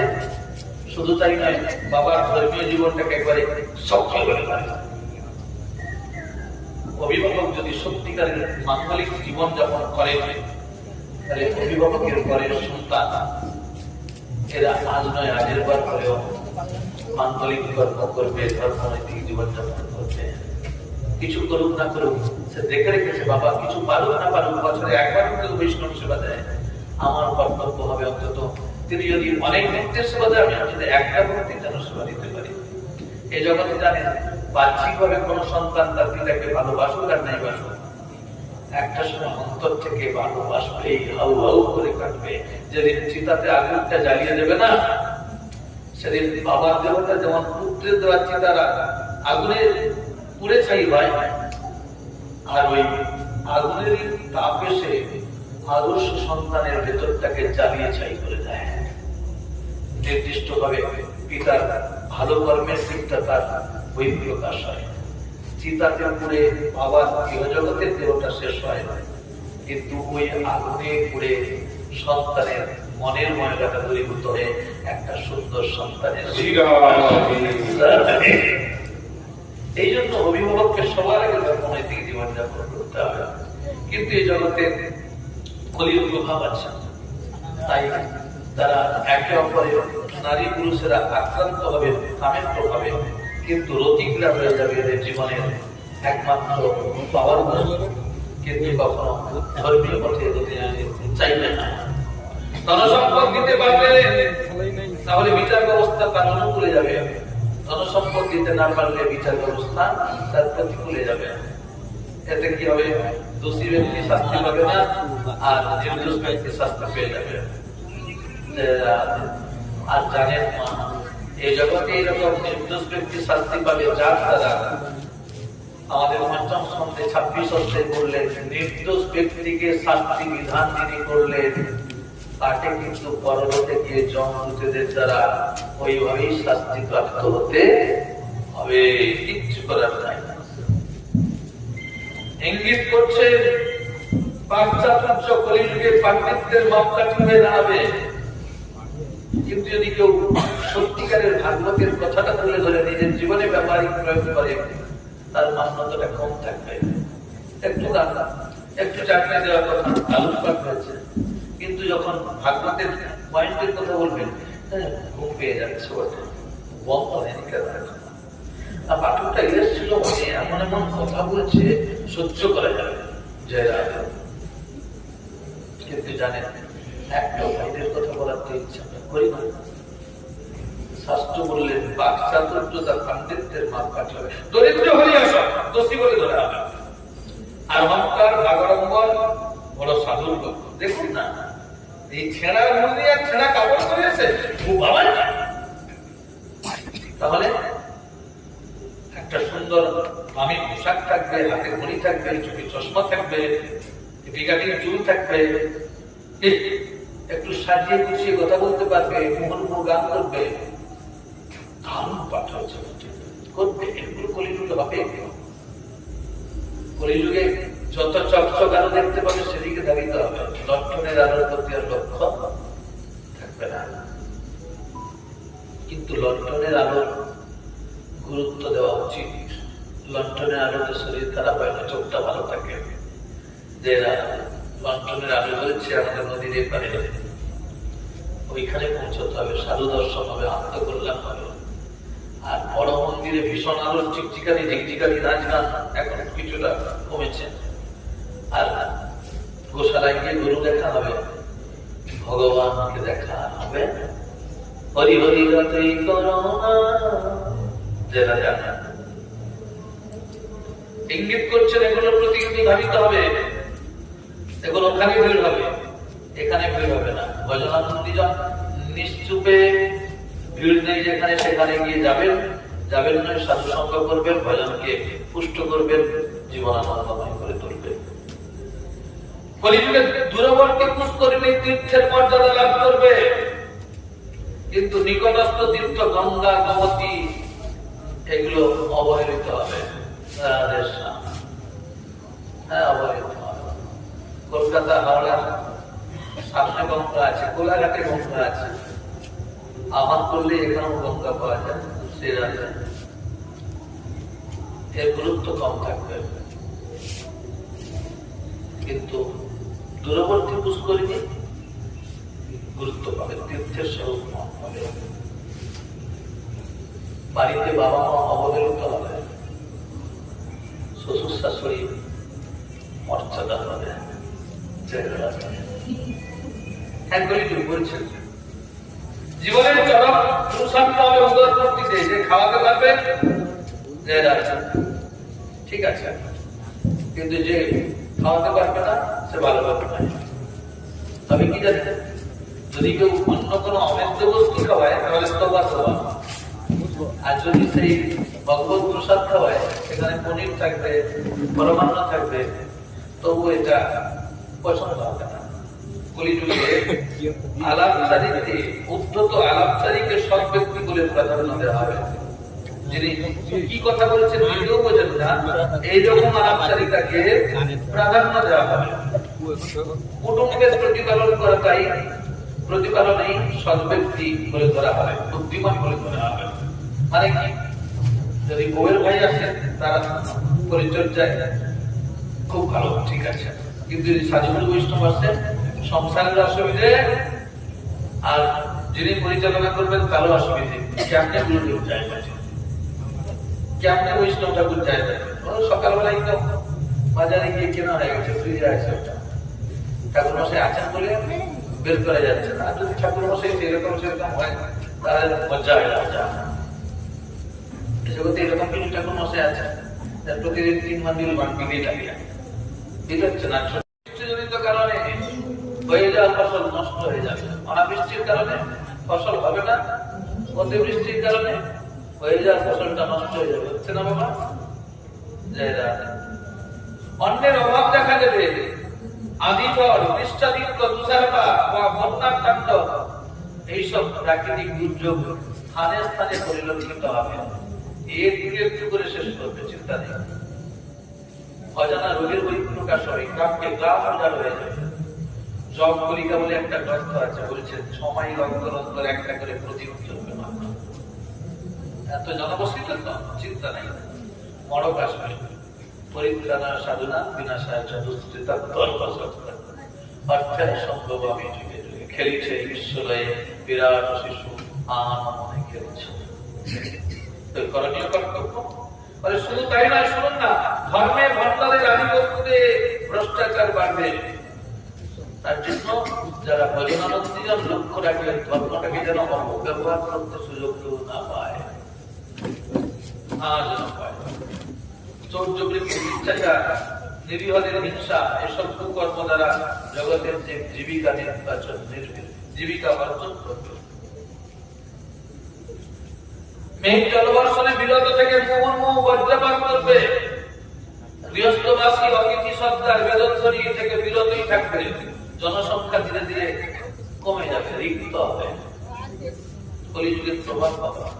আর কলিযুগের শেষ প্রান্তে সম্বলপুর, উড়িষ্যার সম্বলপুর নামক গ্রামে বিষ্ণুযোশা নামক এক প্রকৃত ব্রাহ্মণ জন্মগ্রহণ করবেন। তিনি হবেন উদার চিত্ত, ভগবত ভক্তিতে পরিপূর্ণ, গৌরাঙ্গের গুণ গাও পুনঃ পুনঃ সরল করিয়া মন। ধার্মিক ব্যক্তি সরল প্রাণের হবে, আর সরল ব্যক্তি ভালোটাও বলে দেবেন, মন্দটা হলেও বলে দেবেন। তাতে যদি প্রাণ থাকে ভালো, প্রাণ যদি চলে যায় একবার তো যাবে, যাবে তো না, প্রাণ তো যায় না। নৈনম চিন্তি সত্রাণী নৈনম দহতি বা নৈনম ক্লেদান্ত পুনঃ বিকান্ত। তাহলে কি হবে? যার যেমন কর্ম তার তেমন ইঙ্গিত করছেন তারই গৃহে, মানে এই উদারচিত্ত ব্রাহ্মণের গৃহে ভগবান আবার আসবে নবদ্বার রূপে, কলিকি অবতার রূপে আসবেন। জয় জয় কলিকি ভগবান কি জয়, জয় জয় কলিকি ভগবান কি জয়। তারপর মানে তিনি দ্রুতগামী অস্ত্র আরূঢ় ভগবান কি করবেন? সর্বত্র দুষ্ট দমনে বিচলিত করবেন। নরপতি রূপে যারা আছেন, যারা ধর্মকে প্রায়োরিটি দেয়নি, যারা নির্দিষ্ট ভাবে নিজেদেরকে দস্যু করে তুলেছেন, সেই দস্যু দমন কার্য সমাপনের জন্য এগিয়ে যাবেন। একমাত্র কি বলছেন? দস্যু দমন কার্যে গ্রামে গঞ্জে ঘুরে বেড়াবেন। গ্রামে গঞ্জে নিবাসকারী প্রজাদের হৃদয়ে পবিত্র ভাবের যখন উদয় হবে। দেখুন, সন্তানটা বেমানা অস্বাভাবিক জীবনযাপন করে, বাবা মা যখন ঠিক ঠিক শাসনের কাঠিটা ধরে নেয়, সন্তানটা কখনো কখনো ভালোভাবে ভালো জীবনযাপন করলেও করতে পারে। কিন্তু আমরা একটাই মাত্র আমাদের সন্তান বা দুটো সন্তান, পারলে আমরা মোবাইলটা হাতে ধরিয়ে দিই, মোবাইলটা হাতে ধরিয়ে খেতে দিই, কিন্তু কখনো মোবাইলটা ছাড়িয়ে থেকে ধমক দিয়ে বলি না মোবাইল দেখি না, দিনে 10 মিনিটের বেশি লোক মোবাইল দেওয়া হবে না। আমরা বলতে পারি না, কেন বলতে পারি না? ওই যে একটাই করে, আমি যত কষ্ট করে জীবন যাপন করছি, আমার ছেলেকে অত কষ্ট করতে হবে। মানে কি? আমরা 10 পয়সায় একটা আইসক্রিম খাই, খেতে পাই না। আর এখন ছেলে 10 টাকা চাইলে 100 টাকা দিই, যাতে কোনো না অভাব হয়। তারপরে কি হয়? ছেলেটা বেশি অর্থ পায়, অন্যদিকে পরিচালিত হয়ে যায়, খোঁজও রাখে না। ভালোবাসার দ্বারা সব ছেলে বা সবটাই যে ভালো হয় এমন নয়। কিছু কিছু ভালোবাসা কিন্তু মেপে মেপে ভালো, তার একটা সীমারেখা থাকে। সীমারেখা অতিক্রম হলে যে কোনো বস্তুটাই ভালো নয়, তার কোনোটাই ভালো নয়। আজকে ইঙ্গিত করছেন কি হবে? বলে ভগবান সেই দিন পরম পিতা, পিতা পরমেশ্বর নয়, পরম পিতা, তিনি শাসন করতে আসবেন। তাকে দর্শন করে যারা মাথা নত করবেন তারা